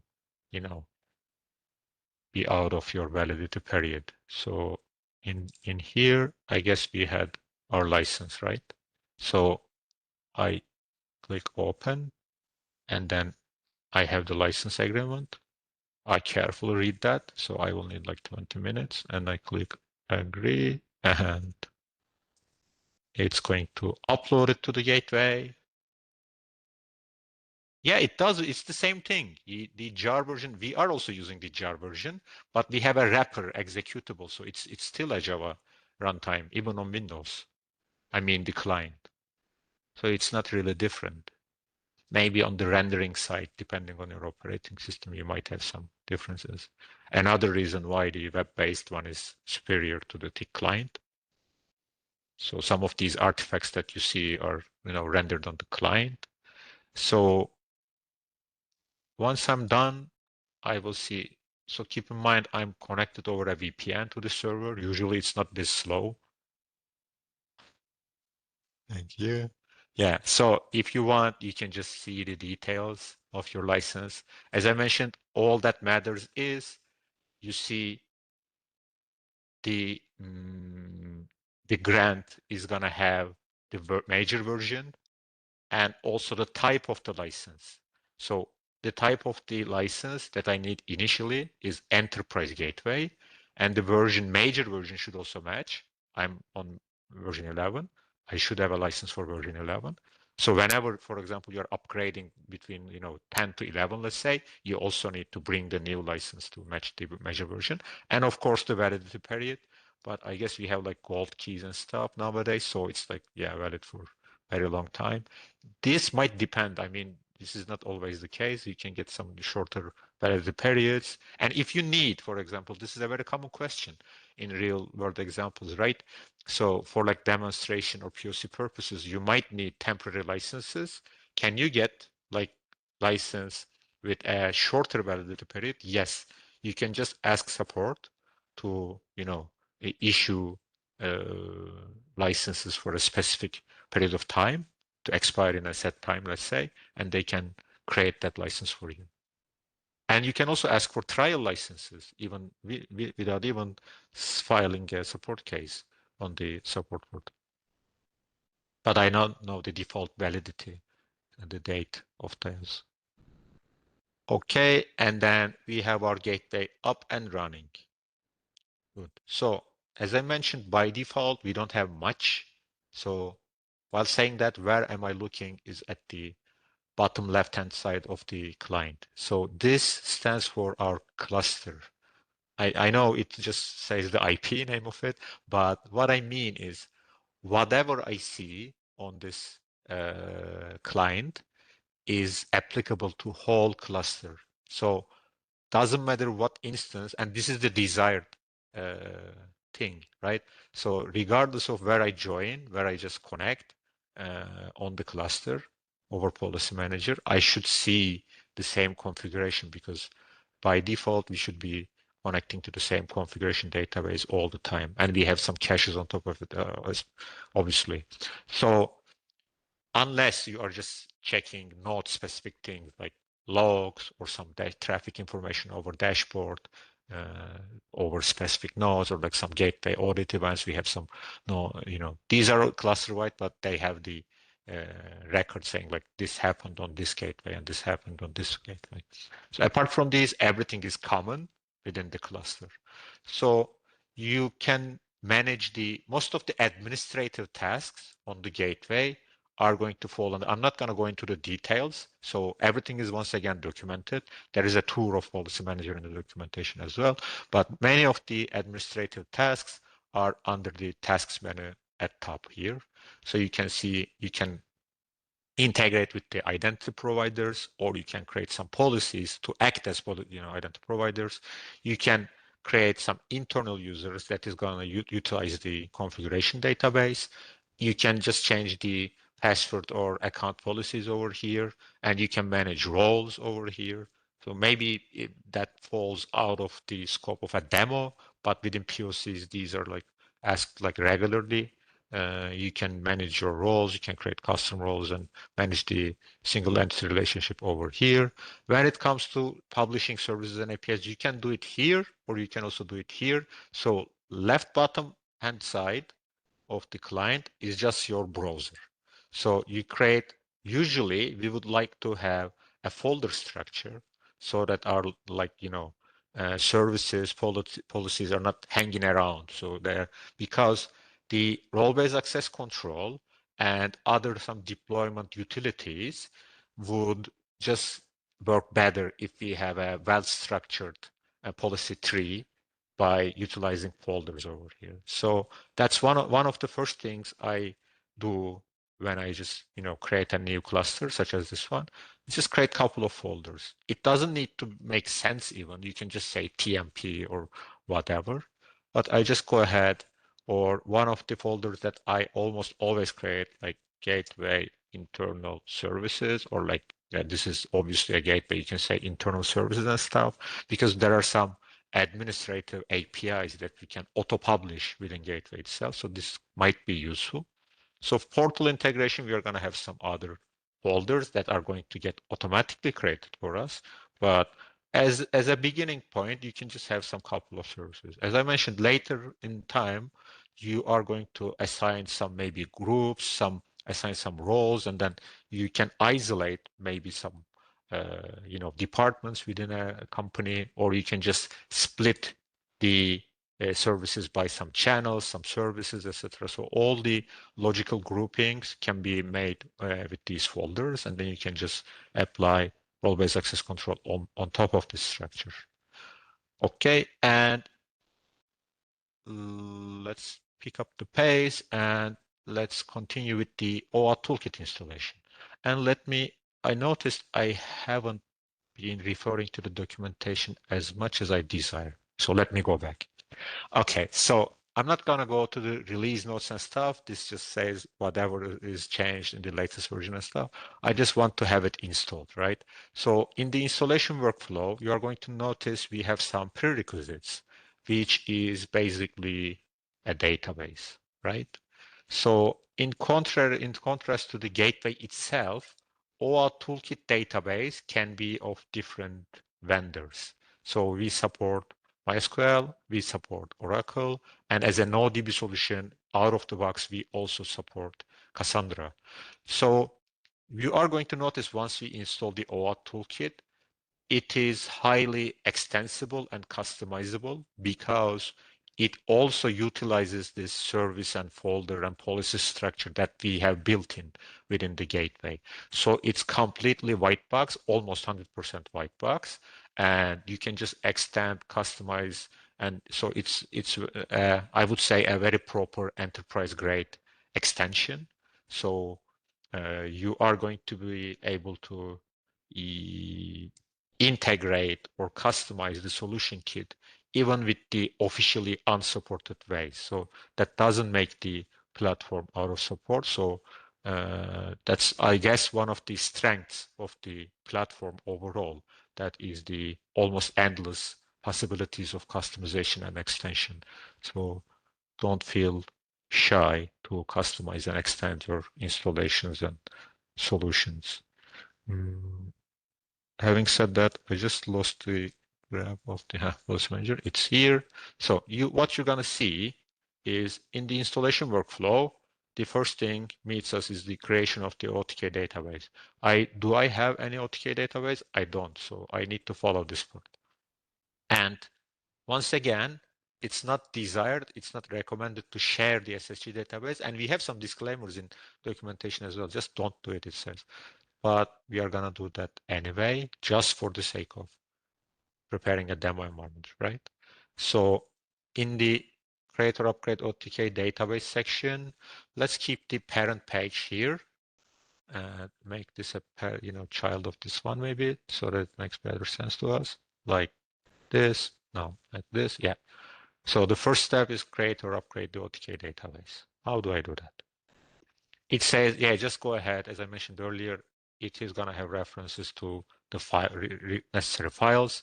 You see, we have installation files reference over here. The production versus development.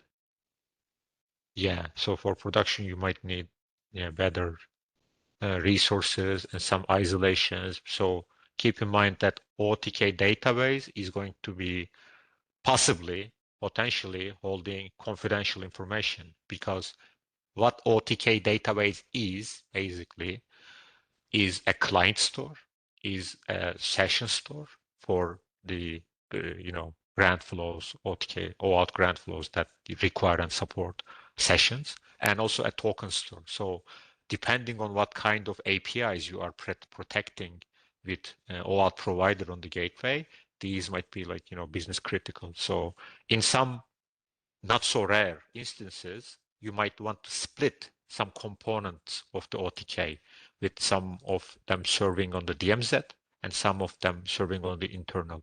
So we have some installer wizard design that keeps this in mind. So when you're going to see in a couple of next steps, that we have the option to selectively install the components. So this is basically to mind these kind of scenarios, okay? And you are going to see you might have some additional failover databases, and there can be combination of both of these decisions, and there can be multiple zones, okay? And for the demonstration, obviously, we are going to have a single database like this default configuration. We are going to install most of the components on the only gateway that we have. Create database. I guess it just tells you about, yeah, so we just need if not, you need to have the MySQL native password on, and the public key retrieval to true. Otherwise, the JDBC connection on the gateway might reject the certificate coming over from the MySQL server. And since our scripts, all the configuration steps over here just tells you to create a user identified something, which, falls into native MySQL password. So the documentation just tells you to set the MySQL native password option on.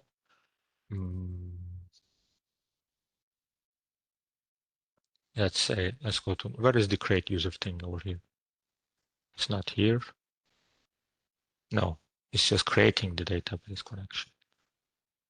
Yeah, here. Okay, so we first need the schema basically. I'm just gonna copy paste over here just so that you see the documentation is complete and also it's straightforward. So I logged into the only gateway we have. Once again, I log into the MySQL client.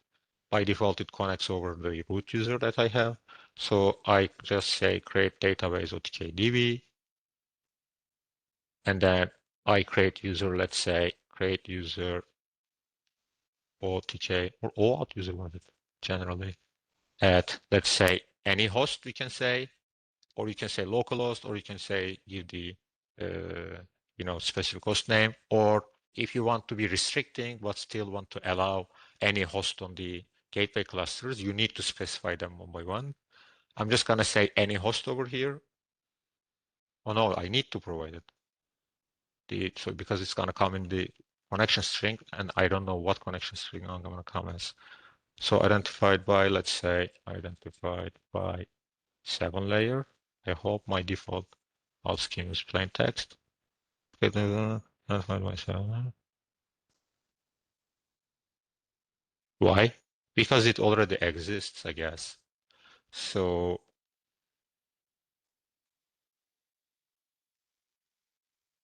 let me quickly check. I guess we already have it because we didn't dump the MySQL schema, right? Oh my God, sorry. Yeah, you see, I already have a couple of users that I have. So let me skip this step. And I guess this grant are also in place. Let me check.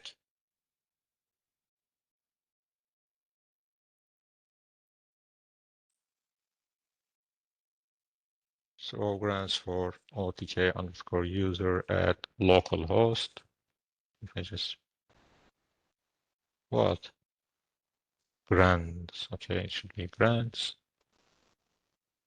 Yeah, you see, I have the grants as well. And that means I'm already beyond this point. And create a read-only user. Since some versions, I guess, since 4.5 or something, you might, if you want, you can also create the read-only OTK users just to make sure that you conform with some compliance.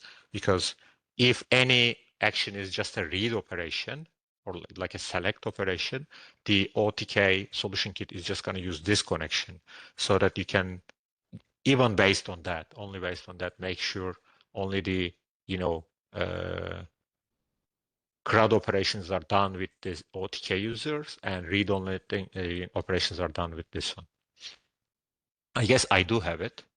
Yeah, OTK user underscore RO for read-only. And once the users are done, I need the OTK schema itself, which is inside the solution kit archive. So if you remember, we had it downloaded over here, OTK installers 4.7. And inside, you're going to have a folder database scripts. And I'm using MySQL. And then you are going to have basically schema SQL in a single file. You are going to see many other SQL files which are used by the upgrade procedure. Within the upgrade, you need to go one by one over these. So these are incremental. What I mean is if you are, let's say, upgrading from an existing OTK solution kit, OTK that is on version 4.4, and you want to reach to 4.7, you need to subsequently run this and this and this and this and this and this and this and that.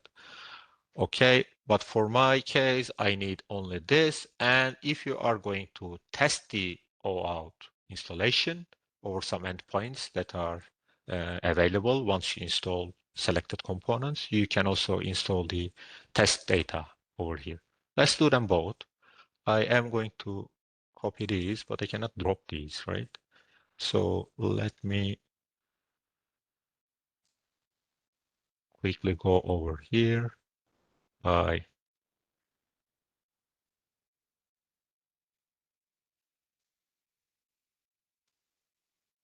no,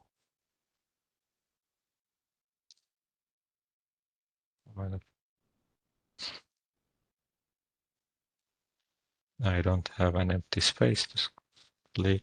So give me a moment. Oh, it's in a zip still.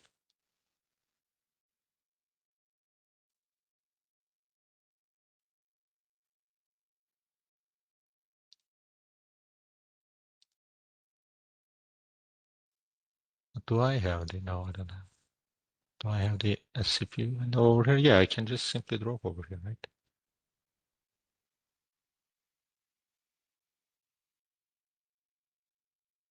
I guess so. So if I want to just copy these files over there so that I can run these locally, no, I cannot. Okay, and then what I can do is SCP. Oh my God. So yeah, I have two SQL files over here. One is the schema and the other one is test data. Let's say an SQL file SSG config at 10.10.11, I guess it was. Yeah.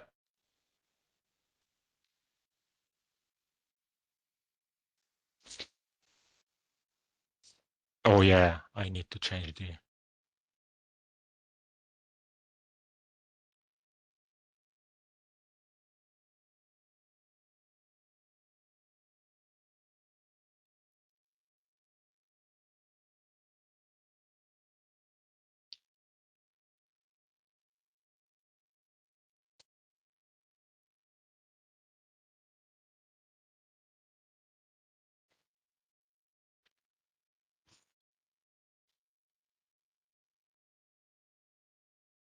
Yeah, I do have them over here, and then back to the documentation. It's just gonna ask me to, as a root user, over the OTK schema that I created, just run the schema SQL, the DDL.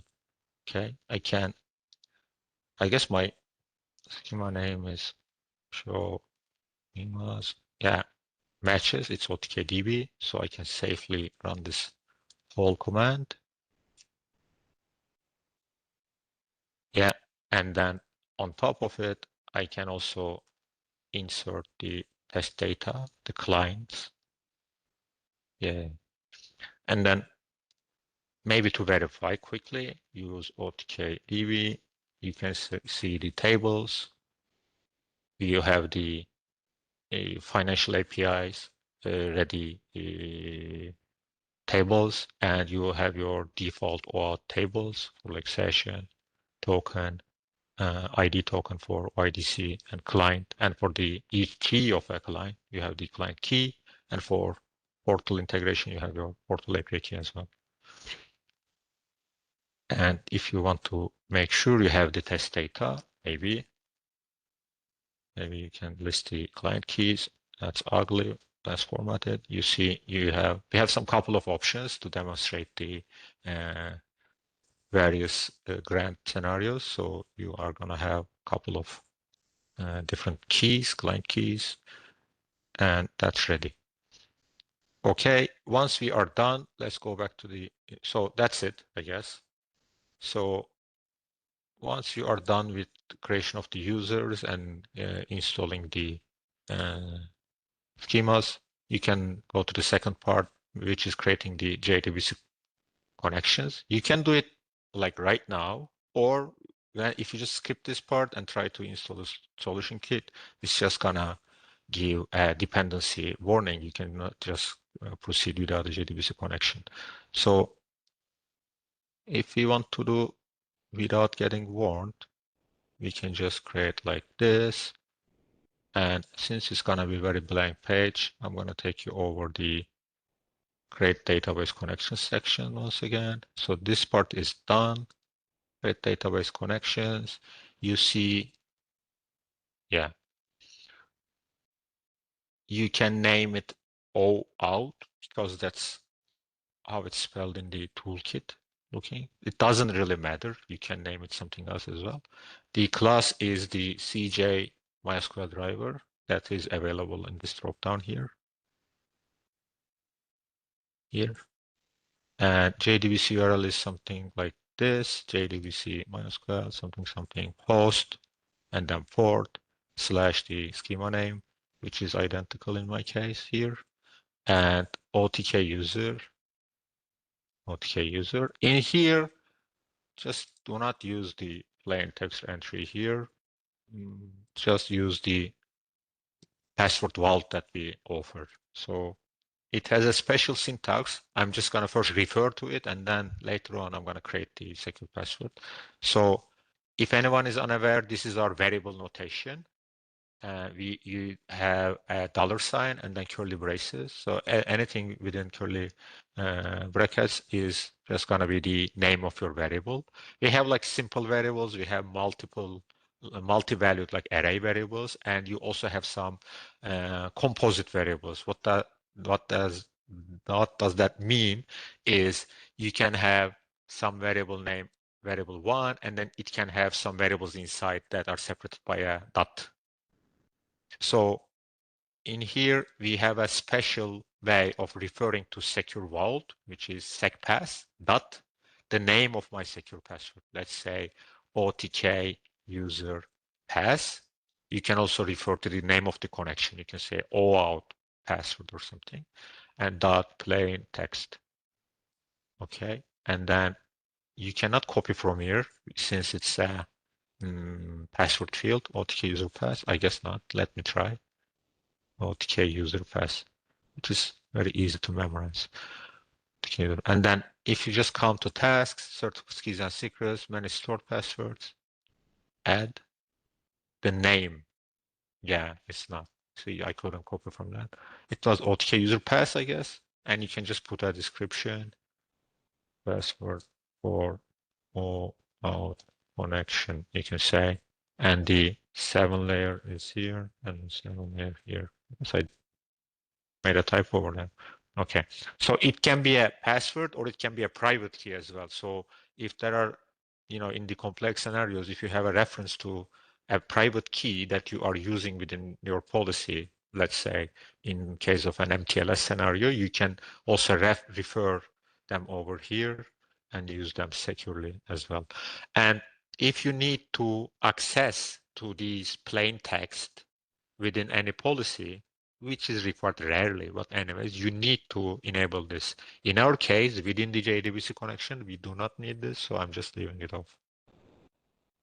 Okay, OTK user pass. Let me verify OTK user pass and come back to manage JDBC connections.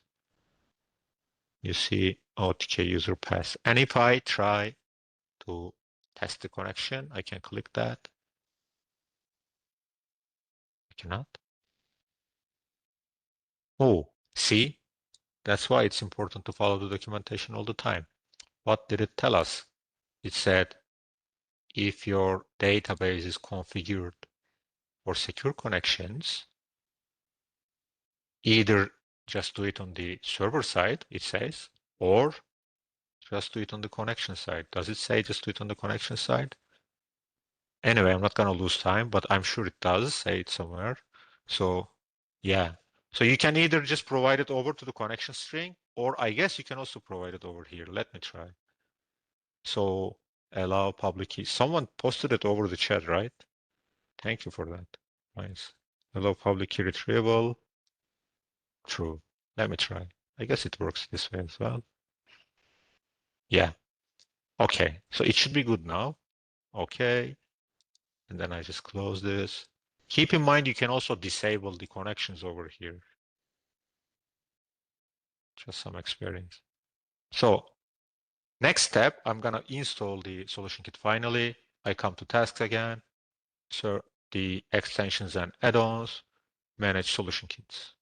Over here, I just got greeted by a wizard and I click install. Over here, I have to provide the signed archive, which is the solution kit installer itself. Sorry. I don't have it over here because it's still in a zip. Let me bring it out quickly for you. 4.7.0.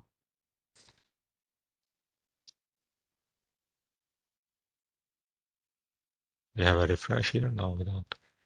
Yeah, this one. Okay, so yeah, let me click next quickly. And in the next page, it's gonna, greet us with available components. I'm not gonna go one by one, which one contains what, because the summary is gonna do that for us. And also the documentation is very comprehensive about this as well. When you come to the next step, which is, install the OAuth solution kit. And especially if you are following a dual or multiple gateway layer scenario, it is gonna tell you what you typically might need on each layer. Okay, and then you can see in a couple of examples. See the DMZ solution kits are on, components are here, and then there are some shared resources you need to install on every kind of component. I mean, every layer, regardless of where it is, etc. And then you can even have multiple instances of OTKs. So you can have instance modifiers for that.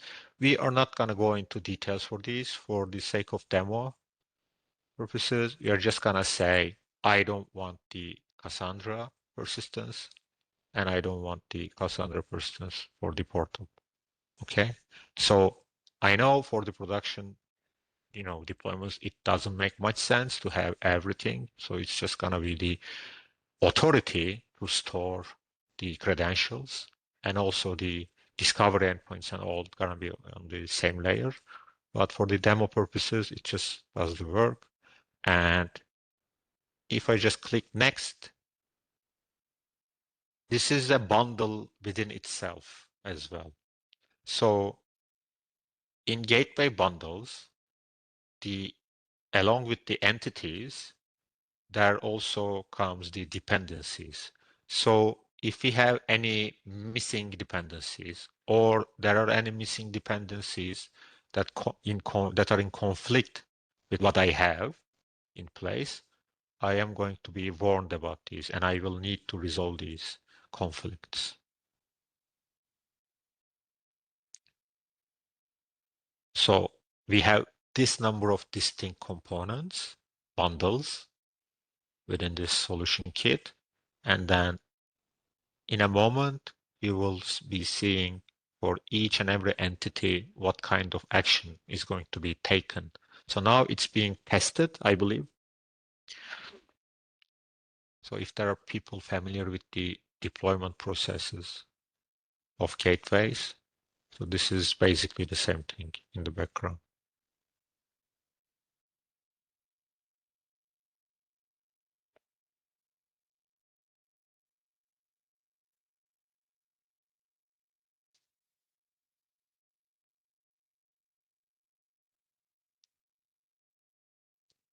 Once again, we are suffering a bit from the connection quality I have to the gateway.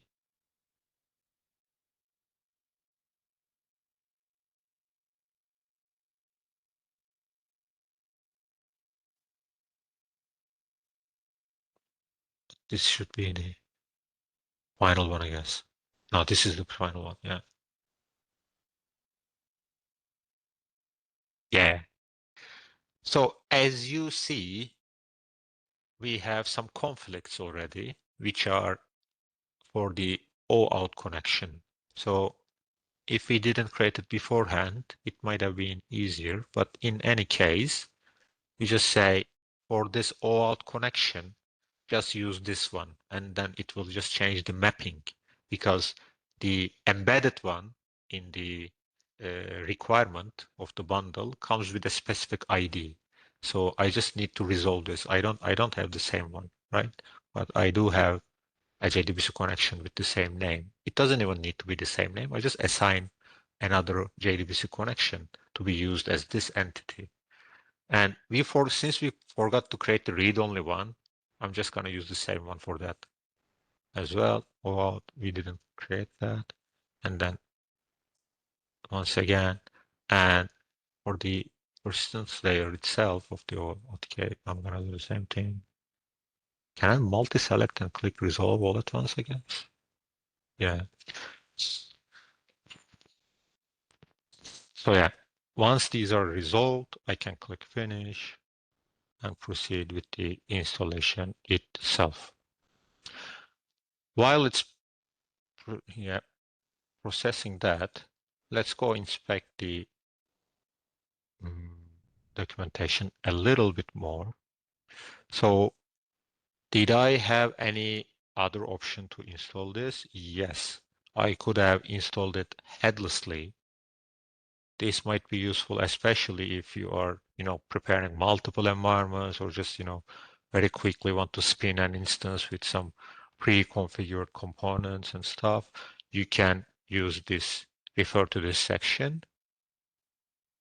This section is going to just be aware that this approach is going to need the REST management interface of the gateway. I guess it is already documented. You see here in the prerequisites, these are the gateway. You have the solution kit database. What does it say? The REST management interface. Yeah. So you can obtain the policy manager using the REST API headlessly.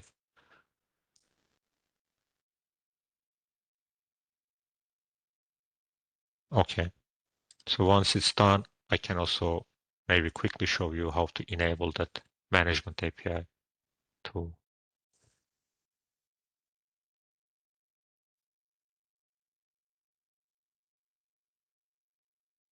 And this is not even limited to installing a solution kit. So most of the activities you do on the policy manager are also available as APIs.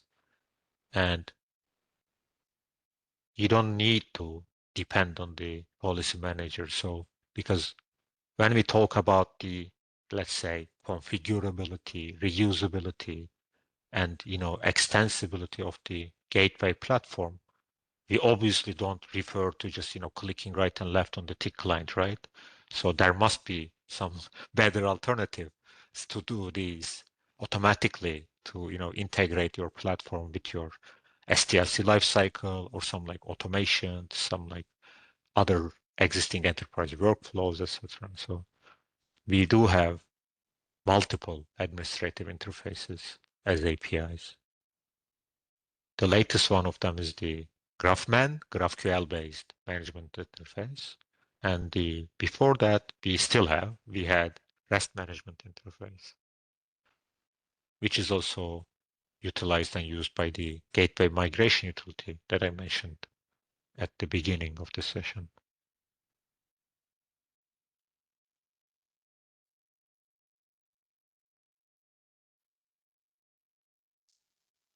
It's not this slow normally. It's nothing like this.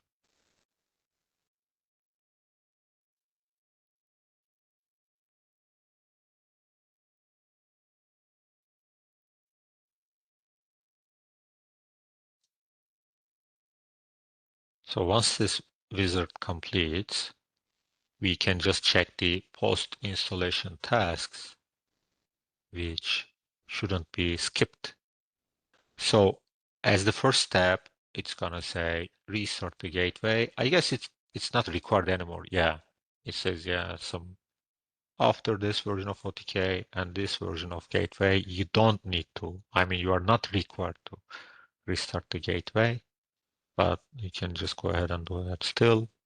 And obviously, you need to import, not obviously, you need to import the public certificate of gateway to itself. This is not obvious at all. I don't know why I said obviously. So, okay, so our installer is like done. If you are curious about what's done and what are the pieces, you can just go expand this solution kit and then click on any of these, the same as doing the properties, and then you can see what kind of entities are, used or updated, etc. So this is also the same wizard that we would use if we wanted to upgrade an existing solution kit. Okay, and then you don't see any changes over here. I was bragging about the OTK using all this structure, but this is because we didn't refresh it over here. And if I right click over there and then say refresh, you can see the corresponding pieces of OAuth Solution Toolkit. So complete OTK is just here. Obviously, we have some cluster properties that don't reside in the folders that are in somewhere else over here, but policy-wise, every single policy that makes the OAuth provider happen resides here. So you can, if you have your time, and if you are like new to policy creation, you can inspect the OTK. I believe they are written by following the best practices, especially the server endpoints. The usual token endpoint and some, maybe not the manager because there are some static assets over there, but especially the token retrieval process and the, let's say, the authorization flow endpoints like the consent, login, etc., are designed in such a way that it gives you a very brief and summarized idea of how to, let's say, do error management in policies, how to design policies as code, how to use variables so that your policies are reusable and like portable, etc. So in general, I believe the OAuth services are quite good to give you an idea of how you should be developing your services. Having said that, oh, we are nearing our last hour. So I need to be lightning quick. And maybe I won't even be able to show you use cases. So, but I need a break as well, personally. So yeah, I will try to be lightning fast when I'm back. So maybe back to the Right, so slides. we I will be back am, at 4 p.m. then. yeah, so it gives us 7.5 minutes. Yes, we'll be back at 4 p.m. and we will be very quick in our last 60 minutes. All right. Thank you, See you Bob. later. Thank you.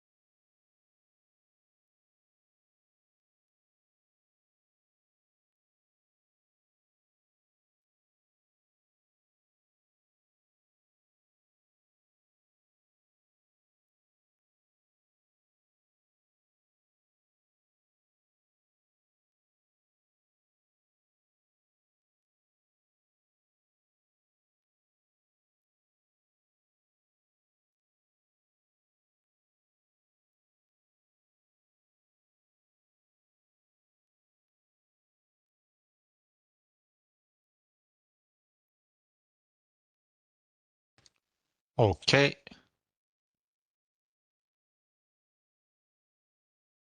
We are back, I guess. So, since this is our last 60 minutes, I will try and be lightning fast configuring the portal so that we can at least spare some time to answer your questions, etc. So this is it. So let's have a final look at the post-installation tasks of the OTK documentation. So there might be some additional requirements based on the grant flows to be used and based on the authentication IDPs, identity providers that you would like to integrate with this, and some private keys that are going to sign your ID tokens and JWTs. But we are not going to emphasize, follow these. We don't need to right now. We just going to go ahead and try to deploy our portal as the next step. Where is our portal? This is the gateway. This is no.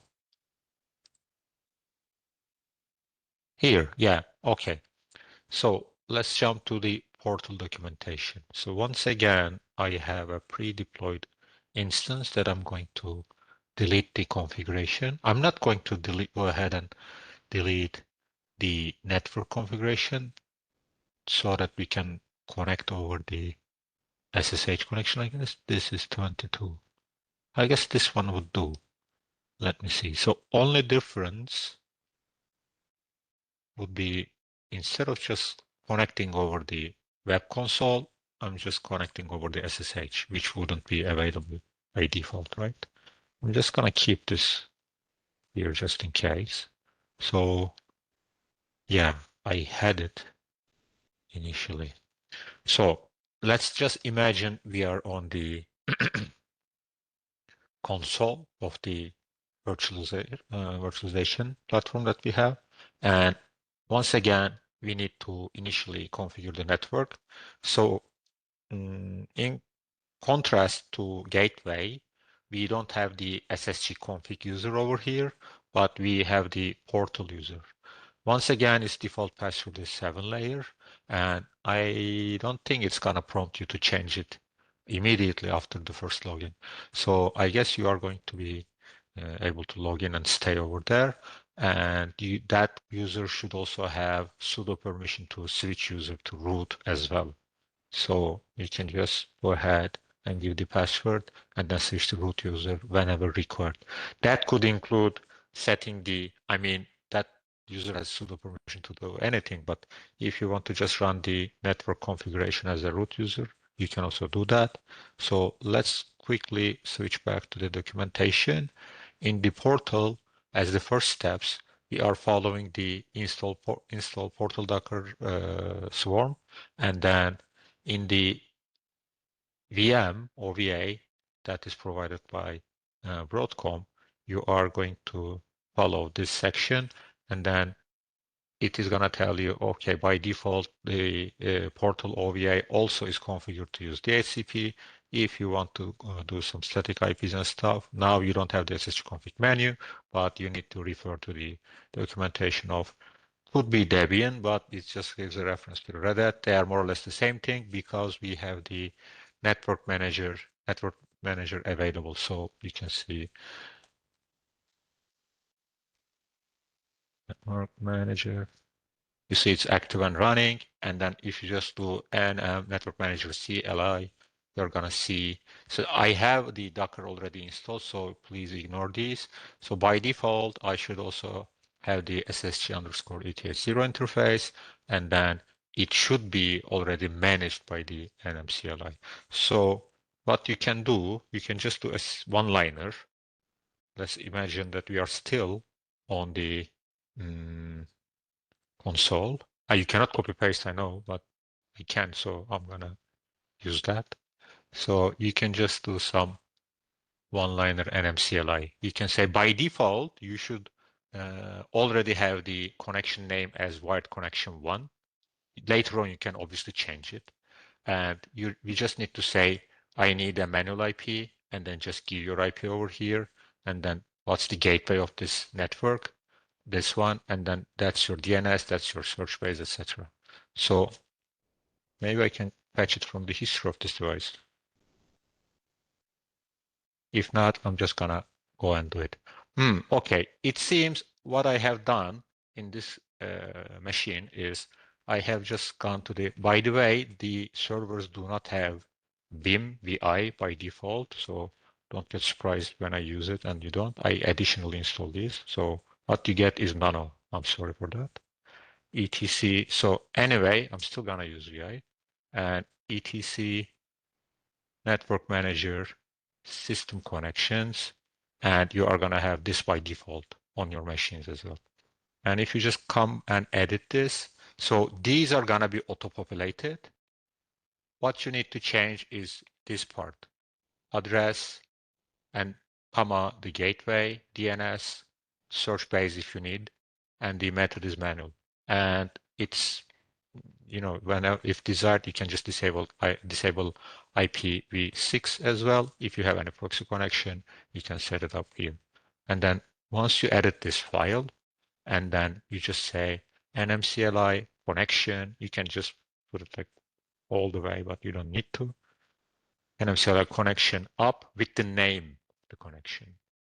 And so whatever you have, changes you made in this file, it's going to be effective. So I just hit this one, and then it's going to say, yeah, it's up and ready. So another point I already have that I need to scrap is I already have an installation. Let's see. Yeah, so let me get rid of it. So you see there is a Docker Swarm stack whenever I install the portal as over the portal script that is provided. So once I have the connection, let's imagine I didn't have it and I connect over the portal user. Second step I would need to do, just get the images. Where is that? Install and configure, I guess. Obtain the images. I guess this is already. Yeah, as I mentioned earlier, if you have internet access from your server, so you can download from Docker Hub. If not, you need to provide the images that are provided within the offline installer. So we would just go ahead and upload, let's say, this tarball, this, which is quite large, and I don't want to waste your time once again to, wait for this. And I should have a very similar version, if not the same. Let me quickly check. And once transferred to your portal, you can just extract the tarball. Let's say, let's imagine I had it. Portal. I do have it, see, and even a minor release further. So you can say tar extract zipped verbose, and the file is gonna be API developer something. I guess to describe, give a destination, I guess it's like uppercase D or something. Anyway, if you don't know it, such as like me, you can just copy this to under OPT or wherever you want to, untar the archive, and then once it's unpacked, what you are going to see are these, and additionally a folder named images. So maybe we should do that. Let's do that.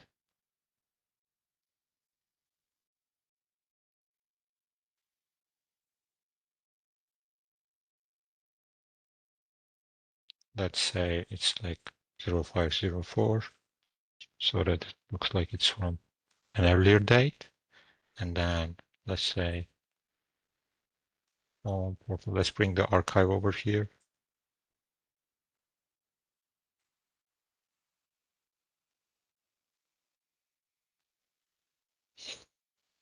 because I don't know the shortcut for destination folder, which is gonna waste a lot of time. I should Google it.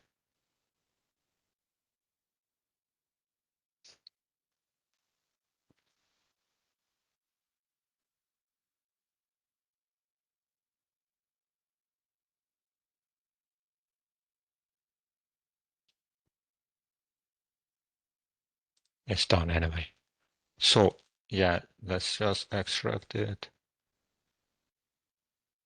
Let's first check what's inside. So if I need a parent folder to not make a mess, I don't. Okay.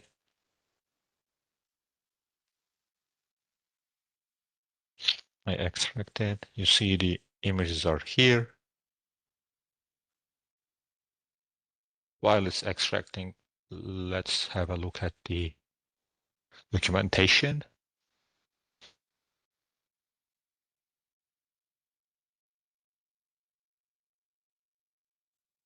Before I begin, what do I need?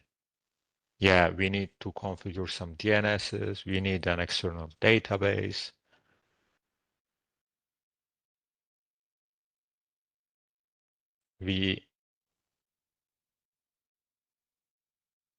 If we are using the internal repository, we don't need this anymore. You needed to earlier. This was required by the offline script. Nowadays, it shouldn't be required, this entry or the localhost. And we extract the tarball, and then we need to do some configuration because the portal application also has some dependencies.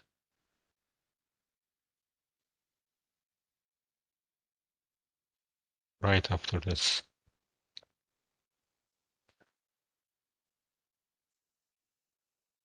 So in one of the latest versions of Portal installation, we have this interactive configuration menu.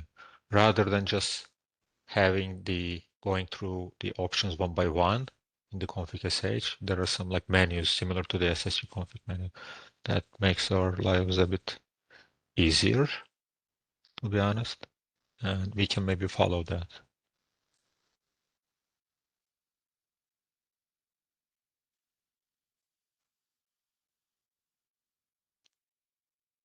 And I guess we have skipped the part where we would need a external database connection, right? So in here, you are going to notice some stuff. So on the external database, you are going to be required to create a user, right? So that user needs to have any privileges because of how portal schemas are created. So initially, if we do not have anything portal related that matches the schema names of the portal application, this provided MySQL user is going to try and create all these schemas, and within those schemas there are going to be some functions as well. That's why, in short, we need all privileges on the target databases. Later on, if you are sure that the portal is only going to check the databases and the database is going to be up to date, you can give it a least privilege, like not read only, but just basic CRUD operations capable user. But initially, we need this root-like privileges on the target environments. Once again, I will use my gateway database, which is gonna hinder the performance even further. But just for the sake of completion, I'm gonna use that. So you are going to see I already do have the user. I don't know the name of. I should have one. Let's check.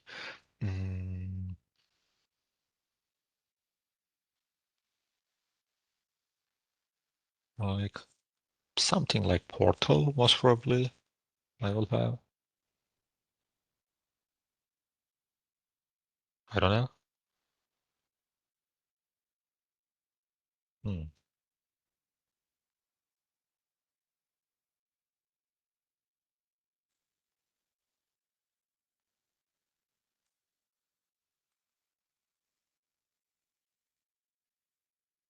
sorry, user like, once again, let's say, yeah, we see, and the user is exactly named portal. And then if you see show grants for, let's say, portal, and the host is like any host, if you can see, right? You see grant usage on any schema, any table, portal. That's another reason not to share the SSGDB, because you're just giving every privilege to portal user coming from anywhere to this database that is also used by SSG, right? So it's not the best way of doing things, but for the sake of demo, once again, we can use that. And then if you want to check, you cannot check that because by default, MySQL client doesn't exist on the OVA image of the portal. So don't mind that. If you go back to extract process, you are going to see we have it ready. So if you go to that folder, APIM portal 5.4.1, you are going to be greeted with these folders. So you should be concerned by these, basically, these two main scripts. The config sh just refers to the portal sh, but if you run it with this name, it's just going to bring you the menu like this. And then you can just set the domain and all the other options. If you don't have the latest version, there is no reason for you to not have it, but for any reason you don't have, what this wizard kind of script does is, let's quit. Basically, under the conf folder, you are going to have a configuration file. And already out of the box, you are going to have a huge sample containing almost every parameter here. But basically, to be able to run spin the portal, you don't need that much.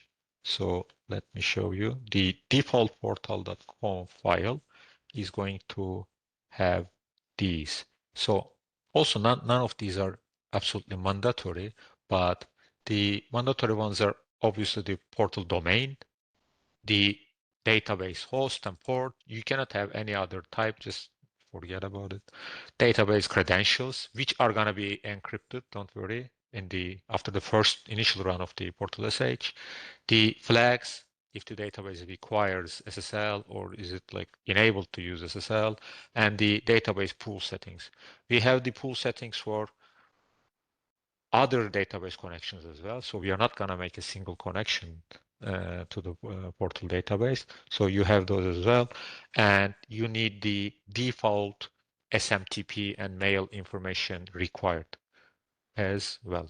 So you can either follow the configuration. I guess let's follow the documentation, whatever it is preferring. Let me see. Prepare your environment. I'm going to install and configure API portal. Before you begin, it says, yeah, you need to have a DNS because you might have noticed already that the components are going to be installed within Docker, and then they are going to be communicating with each other over services, which is going to need some hostname resolution as well. So you should either have your DNS up and running and register some services, or you can alternatively register these in your host file once again. By default, the DNS mask is going to propagate these to the underlying Docker. So you are going to see I already have these entries. So I had previously set up the portal with this domain, API portal.local domain, and I had created a tenant. So since we deleted the database, we're going to create the identical ones just in a minute. So let's go back and configure. Yeah, it just tells you at the prompt, provide your details. Okay, let's follow the prompt method. Config sh. Okay. No, one above. Config sh. So domain settings. So what was it again? Let me some souffle over here. Add etc host. So my domain is going to be api-portal.local domain. And let's go. That's it for the domain settings, basically. And option number 2, database connection. Type is MySQL. Database host is going to be, I can give it the, do I have the host file entry for the dev? So it's here, right? So I can give it like this. Keep in mind, you need proper permissions because the permissions you have noticed, I don't know if you have noticed earlier, depends on the connection string the client is coming over. So if you just give it like this, you need to have proper permissions for portal user coming over like this. Since I have the any host, it's not a problem for me. Port is this one. Portal database username, I checked it. It was portal. I select that. The password is, yeah, I'm just gonna take a wild guess to be 7 layer. Database uses SSL. You can. Database record SSL is not. I'm not trying to change as little, a few things as possible. Connection pool settings, I'm not gonna change for the demo instance. So for email and SMTP settings, if you are going to demonstrate some registration process or some approval processes over the portal, we need to provide something. But in my environment, I don't have any SMTP servers. What am I gonna do? So by default, you are going to notice something on this OVA. So for example, if you just check the listen ports, you are gonna see, yeah, you see, and it's gonna, what's the name of the service again? System CTL, yes. Mail something. I'm not sure. Let me see the name of it.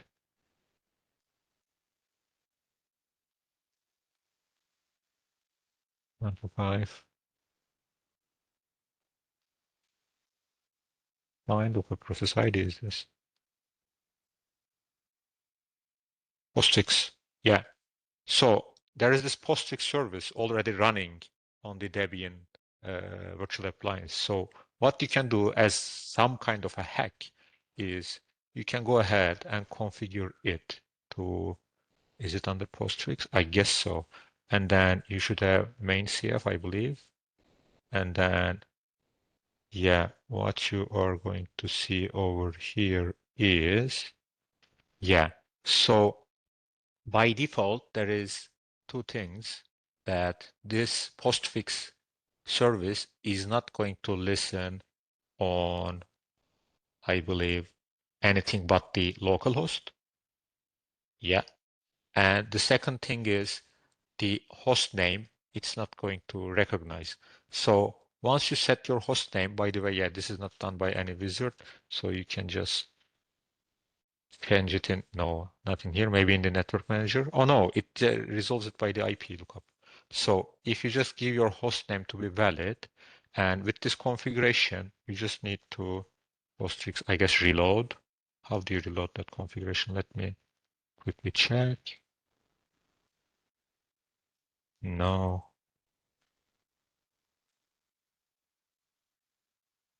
Yeah, you just restart it, I guess. Yeah. You just restart the postfix service, and then if you come back to your portal configuration, and then as the SMTP settings, you just say notification email. You just need to provide a valid user on the host itself, which is portal, for example. It can also be root. And as the host name, you just say, no, not this, I'm sorry. You just give this guy. Or localhost you can also give, alternatively. Let's do it localhost and role notification. These are only the invalid. No, it's not. Do we need a domain as well in here? Let me check. Yeah, SMTP host is localhost and port is 25. SMTP username, you can do like portal and then password is 7 layer. and then associative you don't need, and then do you need analytic? Let's configure that as well so that it takes even longer to put. Enable analytics, yes. Intelligence, I'm gonna keep it disabled for now. And do we need to change any cipher suites and stuff? I don't think so. For the purpose of demo, we don't need to, but if you needed to, you could do this here. So these HTTPS ones are related to dispatcher, the Nginx that we have. And this ingress is this mini TSSG, the mini gateway that we have for integration purposes with the proxy gateways, etc. And any advanced settings, let's have a look. Allowed domains, this is for, once again, related to the portal API to be able to access over the browser mostly, so that you can bypass the course check. I mean, like, don't fail the course check, course origin check. So you can just give these, define these here. And do we need to? We don't need to. Health check, you can increase the health check period, I guess, here, so that it's not done all the time. Audit log retention, you can change from 365. And truncate website, wow, even you have option for that. I didn't know. And the frequency, custom URL is enabled. And lately, we have changed the storage of the analytics data, which is CVDFS nowadays. And then if you want to configure it against an, let's say, cloud S3 storage, you can set the access key IDs and etc. over here. I'm not gonna mess with any of these. And then I'm just gonna save and exit here. Okay, so let's have a look what kind of configuration file we ended up with. Oh, portal.conf. You see, since we have went through all these have been created, but these are the default values anyway, so you don't need to worry about these. More important ones are the portal domain, database connection, obviously, and SMTP by default is going to be required. Otherwise, you cannot spin up the portal just by how the script is designed. Later on, you're going to be able to change this. That's why I just provided a workaround. The analytics is enabled or not, and audit retention and stuff are not very critical at this point. Once all these are done, you can try and run the portal SH. Did we miss something?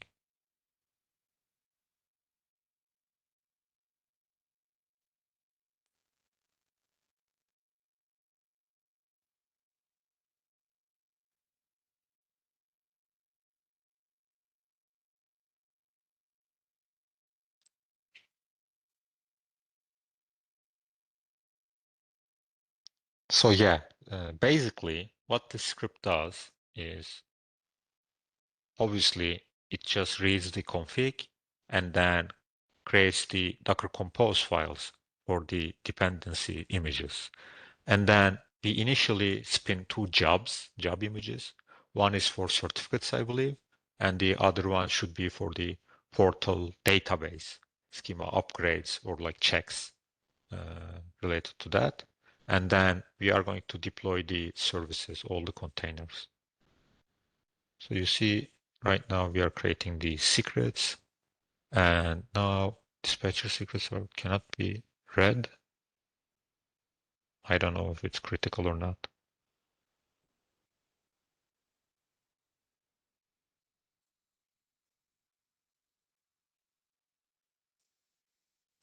Why could it be?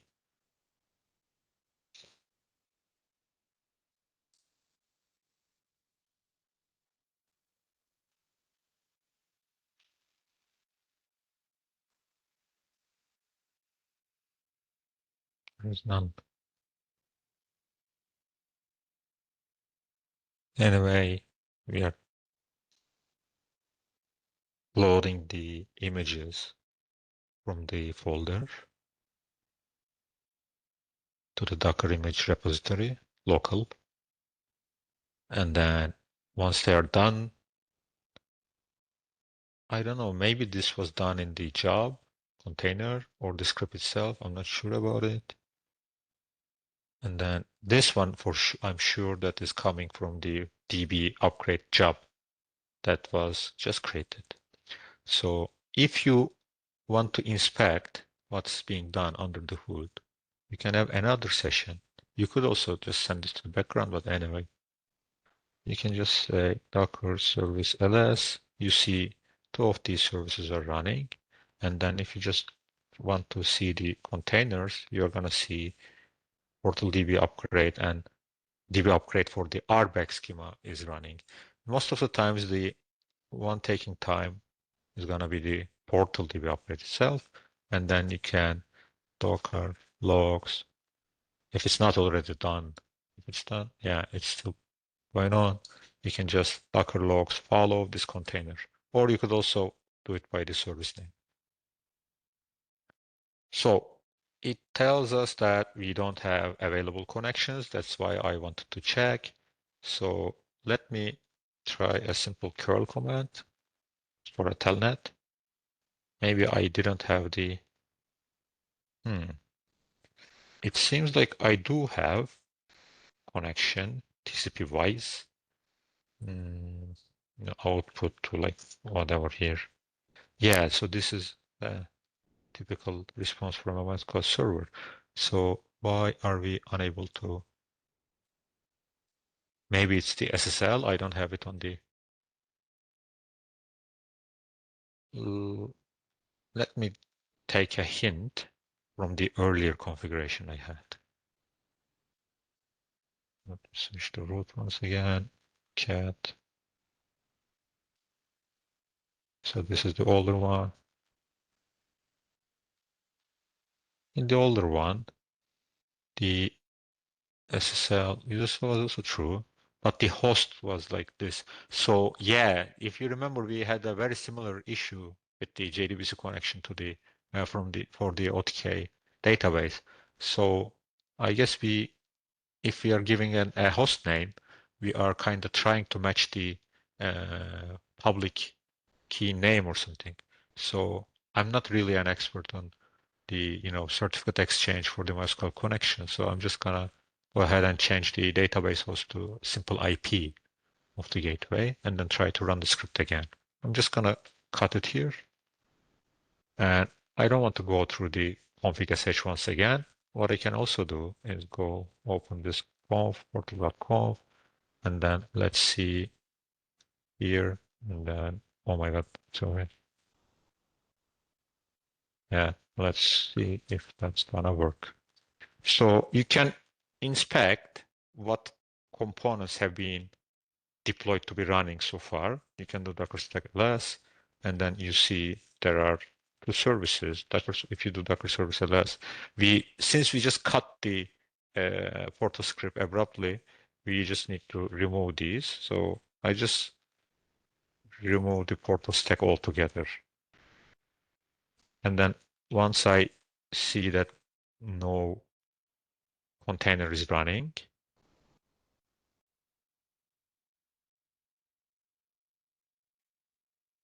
okay, I can rerun the portal sh.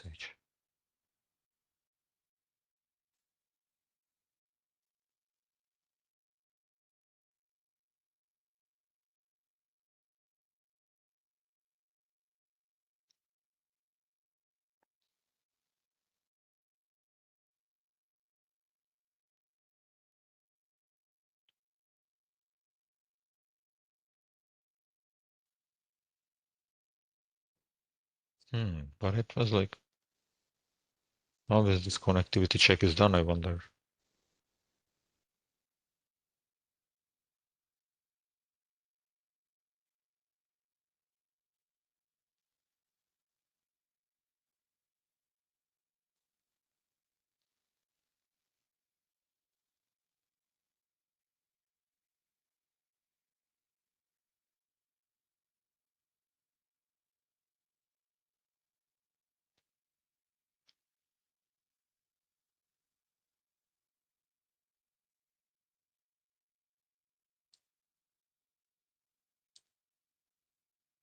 Yeah, once again, we're at the same step. Let me check the logs again. This time, let's do it over the service, record service. Logs follow portal underscore db upgrade. Now you see that I have active connection. You're gonna see tons of Liquibase scripts being executed while these schemas are created.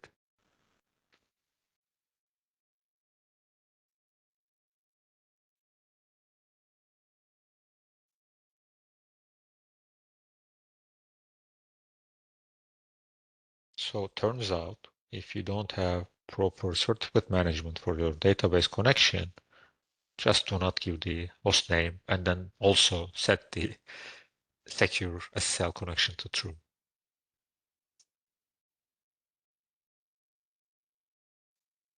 Yeah, so we are gonna have multiple of change sets, so to speak, to run on the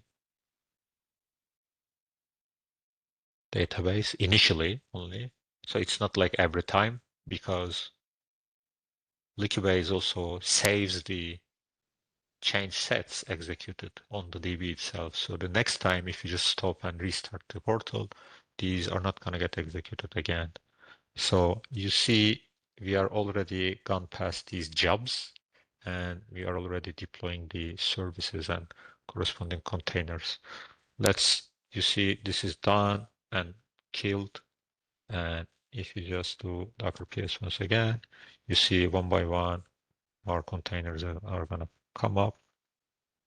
And then, yeah, so these are some executions of some containers. Don't mind these warnings. That's fine. Since I have the analytics components enabled, I will have some Apache Druid components and also CVDFS for storage of the analytics data. And then once the script is done, it's going to say, that's it. So I have deployed everything for the portal, but it doesn't mean it's up and running. So what you can do, you can run this status sh, so that it just loops one by one over the services, or you can alternatively do docker service ls if you don't lose your connection. Yeah. So basically, we need every single service to be available at least by a single replica over here. In my case, since I have one instance for every service, I need all of them to come up. And by default, the latest service to come up should be the TSSG, this portal underscore APIM one, so that you can focus on that. Or you can just send this in a watch command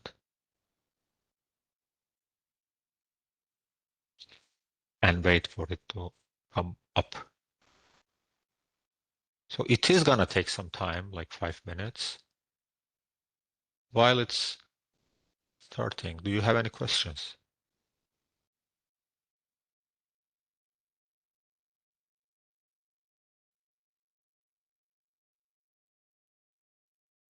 No? All right.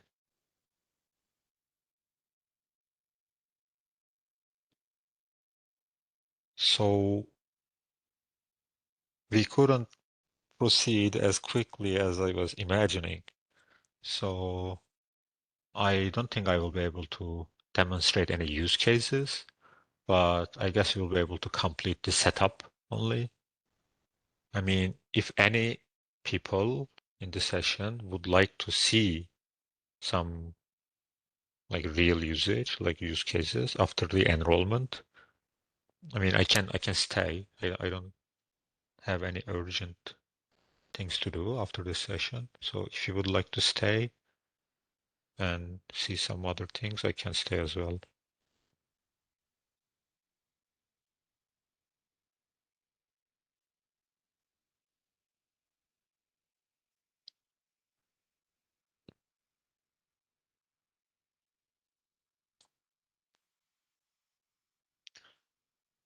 Okay. So let's have a quick look at the documentation. We have followed the configuration part. And I guess we have also, we didn't look, but yeah, we just did the portal SH as well. Make sure you don't just skip the documentation.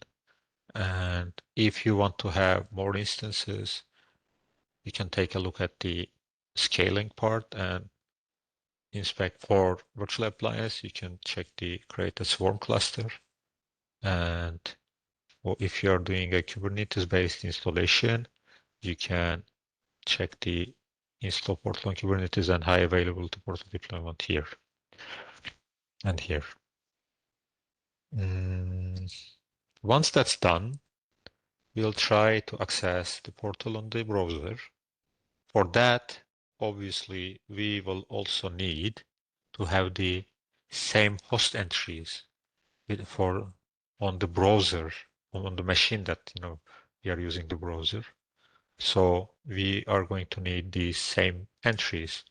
Oh, by the way, yeah, we are not done. No, we don't have, by default, we don't have any tenants. So the portal application itself supports multi-tenancy. So for example, how your customers could set up multiple non-production environments on a single host. Considering the base requirements, resource requirements are quite high for the portal. Sometimes the customers may host multiple tenants, let's say common tenants on multiple channels, multiple services, or different SDLC environments. They can say we have like a lab environment and then we have a development environment, which are no more significant than each other. So can we just host the corresponding portals like on the same infrastructure? Yes, they can. So that's one of the reasons by default you don't have any tenant. You cannot access the portal, so you need to create a tenant. So let's see if our services are all up. No, we are waiting for the final one because it just reboots a couple of times initially. But don't worry, it will come up soon. And let's go visit the documentation for creating a tenant. So in the after, I guess it's not in the installation, but it's in setup, I guess. No. Yeah, that one. Oh my God.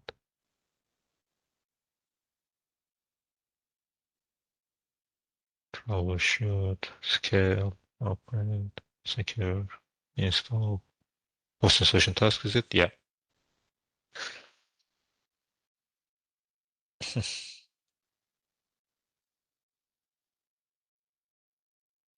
So one of the services on the portal is tenant provisioner, if you have seen it here. So we are going to need to send a request to this service, but luckily there is a wrapper script that does that for us. So I'm still waiting for APIM to come up. Once it's done, I'm just gonna follow the documentation to create my demo tenant. So you see the name of the script is create tenant.sh, and then what you need to provide is a request file for with the tenant information within, and then you just run it like this, and then within no time you will just get the tenant created with the information we have provided. Once the environment is up, obviously.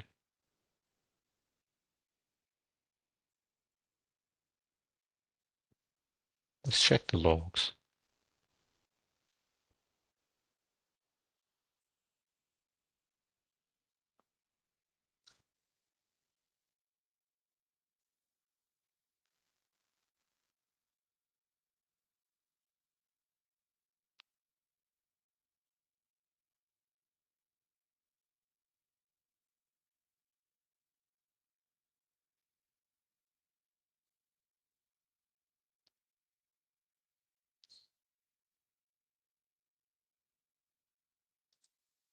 It is still trying to boot.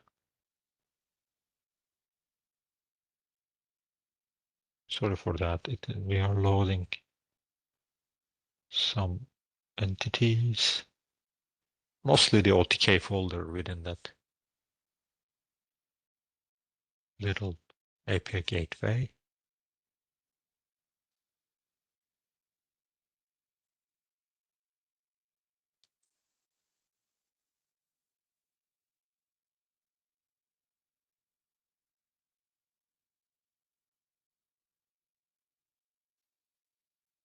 And my environment is not the fastest, so I guess the API service is just failing to spin up and be ready within the initial delay provided. So it's just restarting a couple of times, but I hope it will be able to succeed.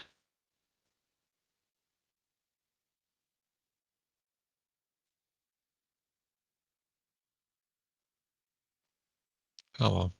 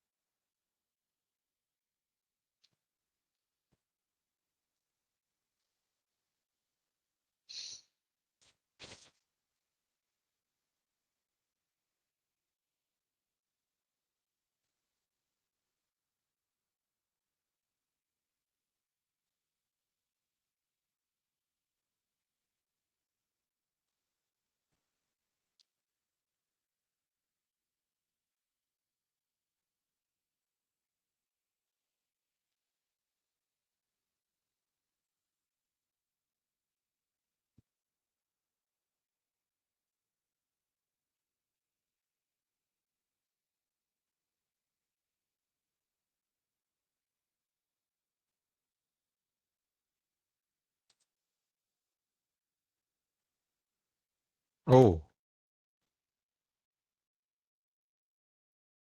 is it?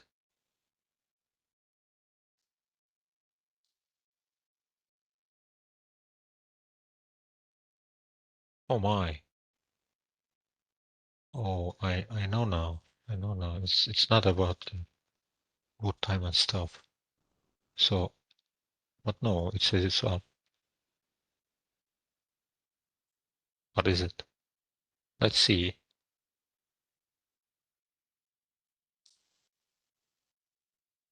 I guess in the config, the domain we provided.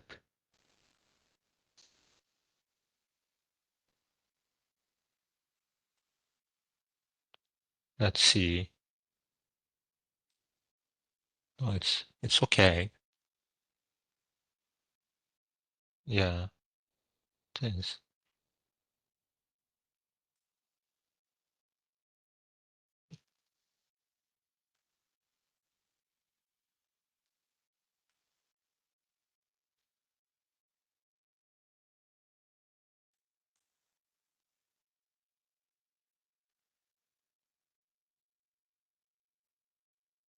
We need to, I guess. But it's up. It looks to be up. Let me try and create a tenant very quickly. We are very much out of time soon. So in a tenant request file, what it asks you to basically is just the name of the tenant and ID of the tenant. ID of the tenant should also reach at least up to the very recent version, should also match the host FQDN that you want to use to access the portal. So if we are gonna use like demo portal dot, let's say demo.api portal.local domain, which is the existing domain configuration that we have done. So if we want to reach the portal like this, our tenant ID should be demo. So let me create it like that. And for the sake of simplicity, I should have another example of a tenant request file. So let me try to bring it over here. Do I have? Yeah, you see I have demo 54 tenant.json here, demo, let's say tenant.json. So I have brought it over here, and then let me edit that. So it's the admin email. You might remember the hack, a small hack we have done. So demo portal, let's say, keep the name same. Subdomain is just the domain without the tenant ID. And then I want to create a tenant, let's say plain demo. Okay. And the audit levels, multi-class enable true, performance log level warning, tenant type is on-premise, default terms of use is the EULA, the default one that we have. And then using this, I can just use this create tenant script under the util, right? Yeah. Tenant sh data, the demo tenant JSON. Oh, I need to go there. Okay.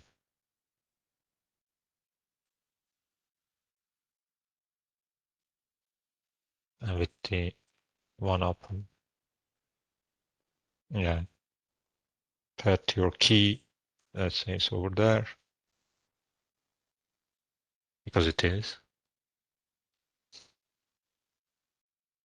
Yeah, it has. I have created your tenant, but you need to access it over, let's say, does it? It doesn't say the FQDN, I guess. No, but in any case, it tells you what tenant ID it was created with, right? And then you can just use that and then append it to the portal domain. Where is the tenant ID here? The demo, and the domain is API portal.local domain, if I can find it somewhere. Anyway, you know, subdomain here. So if you append these and visit the 443, the default HTTPS, we should be able to access the tenant. For that, we need a hosts file entry, obviously. Let me update my own.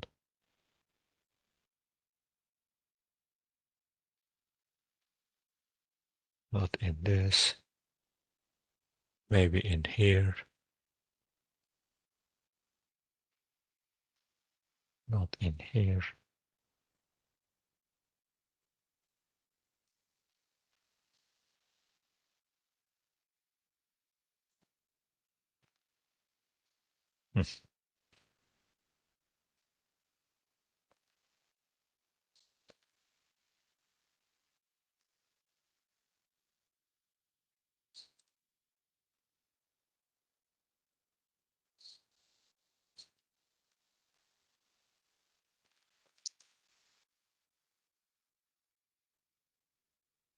Yeah, it should be active now. And if I come back to my browser, so this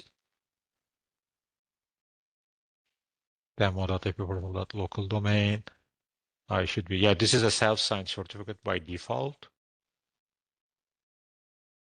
That's why we get the warning.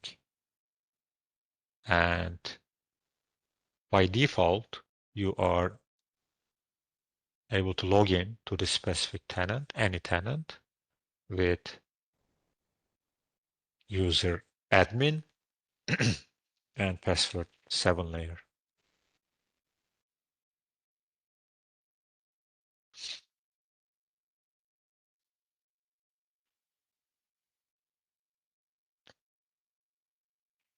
And since you are logged in as an administrator, you are going to be able to see every possible menu you have on the portal.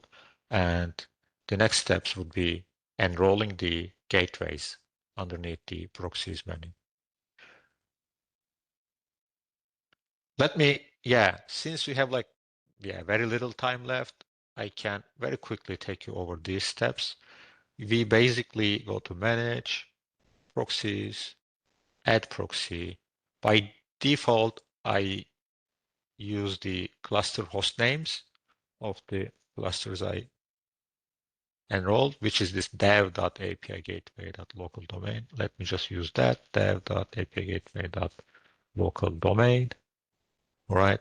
And you have some multiple various options to API deployments and also API key deployments. So I'm going to use automatic for both of these for this case, so that for any change that's done on the portal is automatically fetched by this tenant gateway. And if you want to restrict the management of this proxy to any organization, you can assign them so that you can have like multiple clusters channels assigned to some internal API owner organizations. And once you are done creating the definition of the proxy, you just need to have this enrollment URL, copy it over here. And what you need to do, log in as an administrative user to the policy manager. And then you just go to tasks. And you also need to make sure one another thing. First thing you need to, I guess it's required. I'm not sure nowadays. First thing you need is publish internal service and REST management service. I guess it's required still. Where is it? REST management service. Let's just publish it just in case. And if you remember, we missed something. It was part of a requirement of OTK installation. It said you need to trust yourself. By default, Gateway's trust store is empty, so you cannot even initiate any, HTTPS connection even over localhost. So what you can do over here, you can just import your default SSL, or if you don't know which one is the default one, you can just try to call over yourself, localhost 8443, and then next, and then you're gonna see this is our certificate, and then I'm just gonna quickly make myself like you're not issuing any SAML tokens, but anyway. So you just make it and trust anchor because it's self-signed and stuff. So don't verify host names, revocations you can disable. It doesn't have any revocation entry anyways. So, and that will be it. And then once these are done, obviously you're going to see in the enrollment link, the host is going to be enroll API portal local domain 9443. Along with that, there will be other entry points that gateway needs to access. So let's see if we can. If you go to the tasks, extensions, and add-ons, enroll with portal, you're going to notice that it automatically pastes whatever we have on the clipboard. And if you click apply, it says you cannot reverse this. You can, don't worry.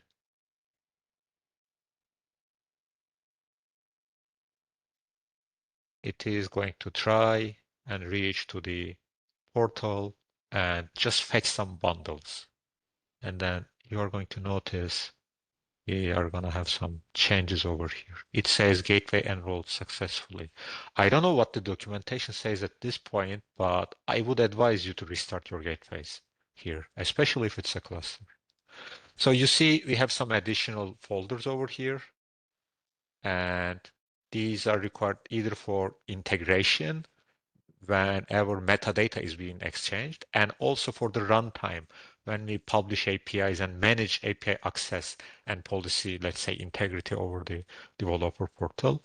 And you are going to have some cluster properties. If you go to tasks, global settings, manage cluster-wide properties, you are going to see any cluster-wide property that starts with portal dot has been installed by this bundle, this enrollment. So all of these are part of this enrollment process. So it can also give you an idea of what kind of connections I'm going to be making from gateway to the portal. By the way, every connection, TCP-wise, network-wise, is going to happen from the gateway to the portal side.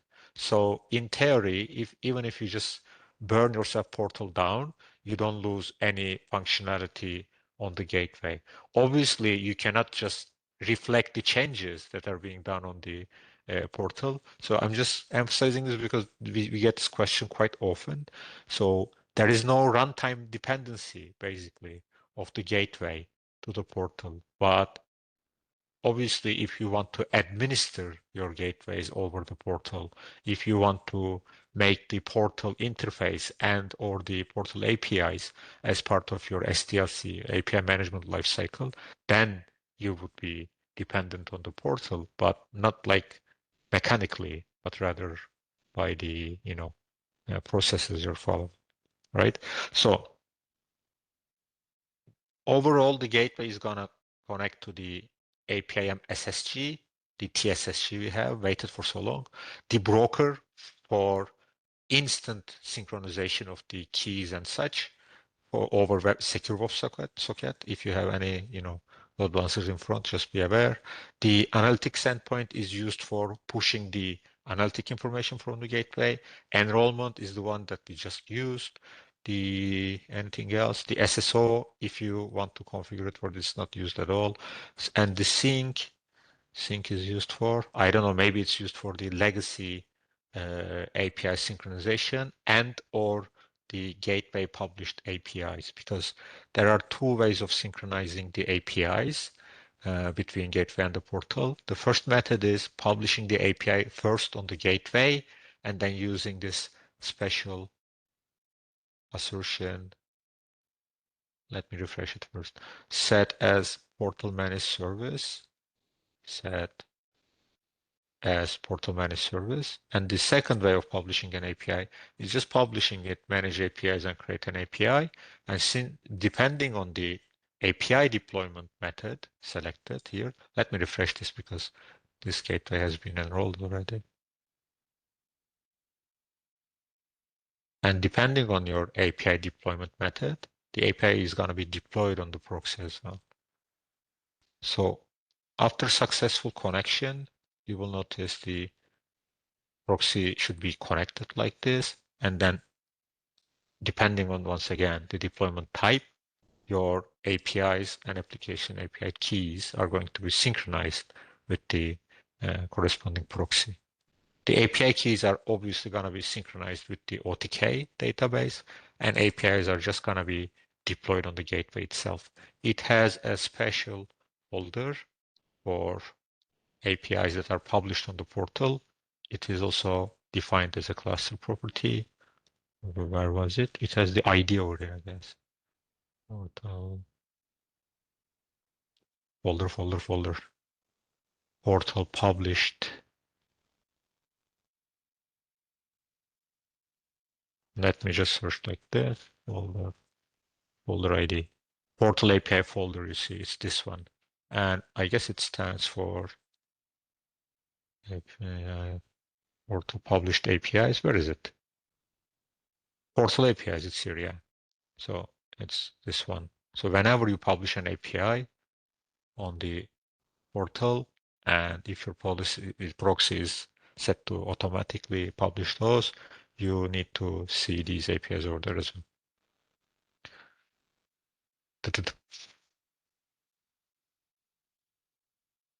So I guess we can announce the end of session here, since we covered the basic installation and setup. Yeah. So people who are willing to leave it here can leave. If people would like to stay a little bit longer, can stay a little bit longer, and I can maybe answer their questions and what could be the possible next steps. Yeah, so Burak, I see that there is no further questions we have received, and definitely in case they need like more demonstration or further information, we can connect to you directly. So we'll be Yeah, able for to sure. support offline. You can keep in touch. You can reach Sure. me via mail or any other communication channels we might already have. Let Yeah. me bring the initial page again. So maybe we overestimated our speed a little bit, and I wanted to do some use cases as well, but maybe we can just arrange separately. If there is enough demand for it, we can arrange another session, but otherwise this is the steps required to implement a demo environment. It's Yeah. up and running. So if there's any other demand, we can carry on top of this existing environment. Perfect. All right. So yeah, thank you so much, Burak, for such an amazing presentation, and thank you all for joining us today. As mentioned, if you would love to go further and have further discussion about today's topic, you can reach us at info@mbcom.com, and we will be more than happy to assist you. Before you leave, we kindly ask you to complete the short survey you will get. As mentioned, this session is recorded and it will be shared all with you all later. Also, it will be available on our YouTube channel. If you would like, yeah. So we truly appreciate your time today, and we welcome you to our future session. Have a lovely day, everyone. Take care. Thank you. Thank you.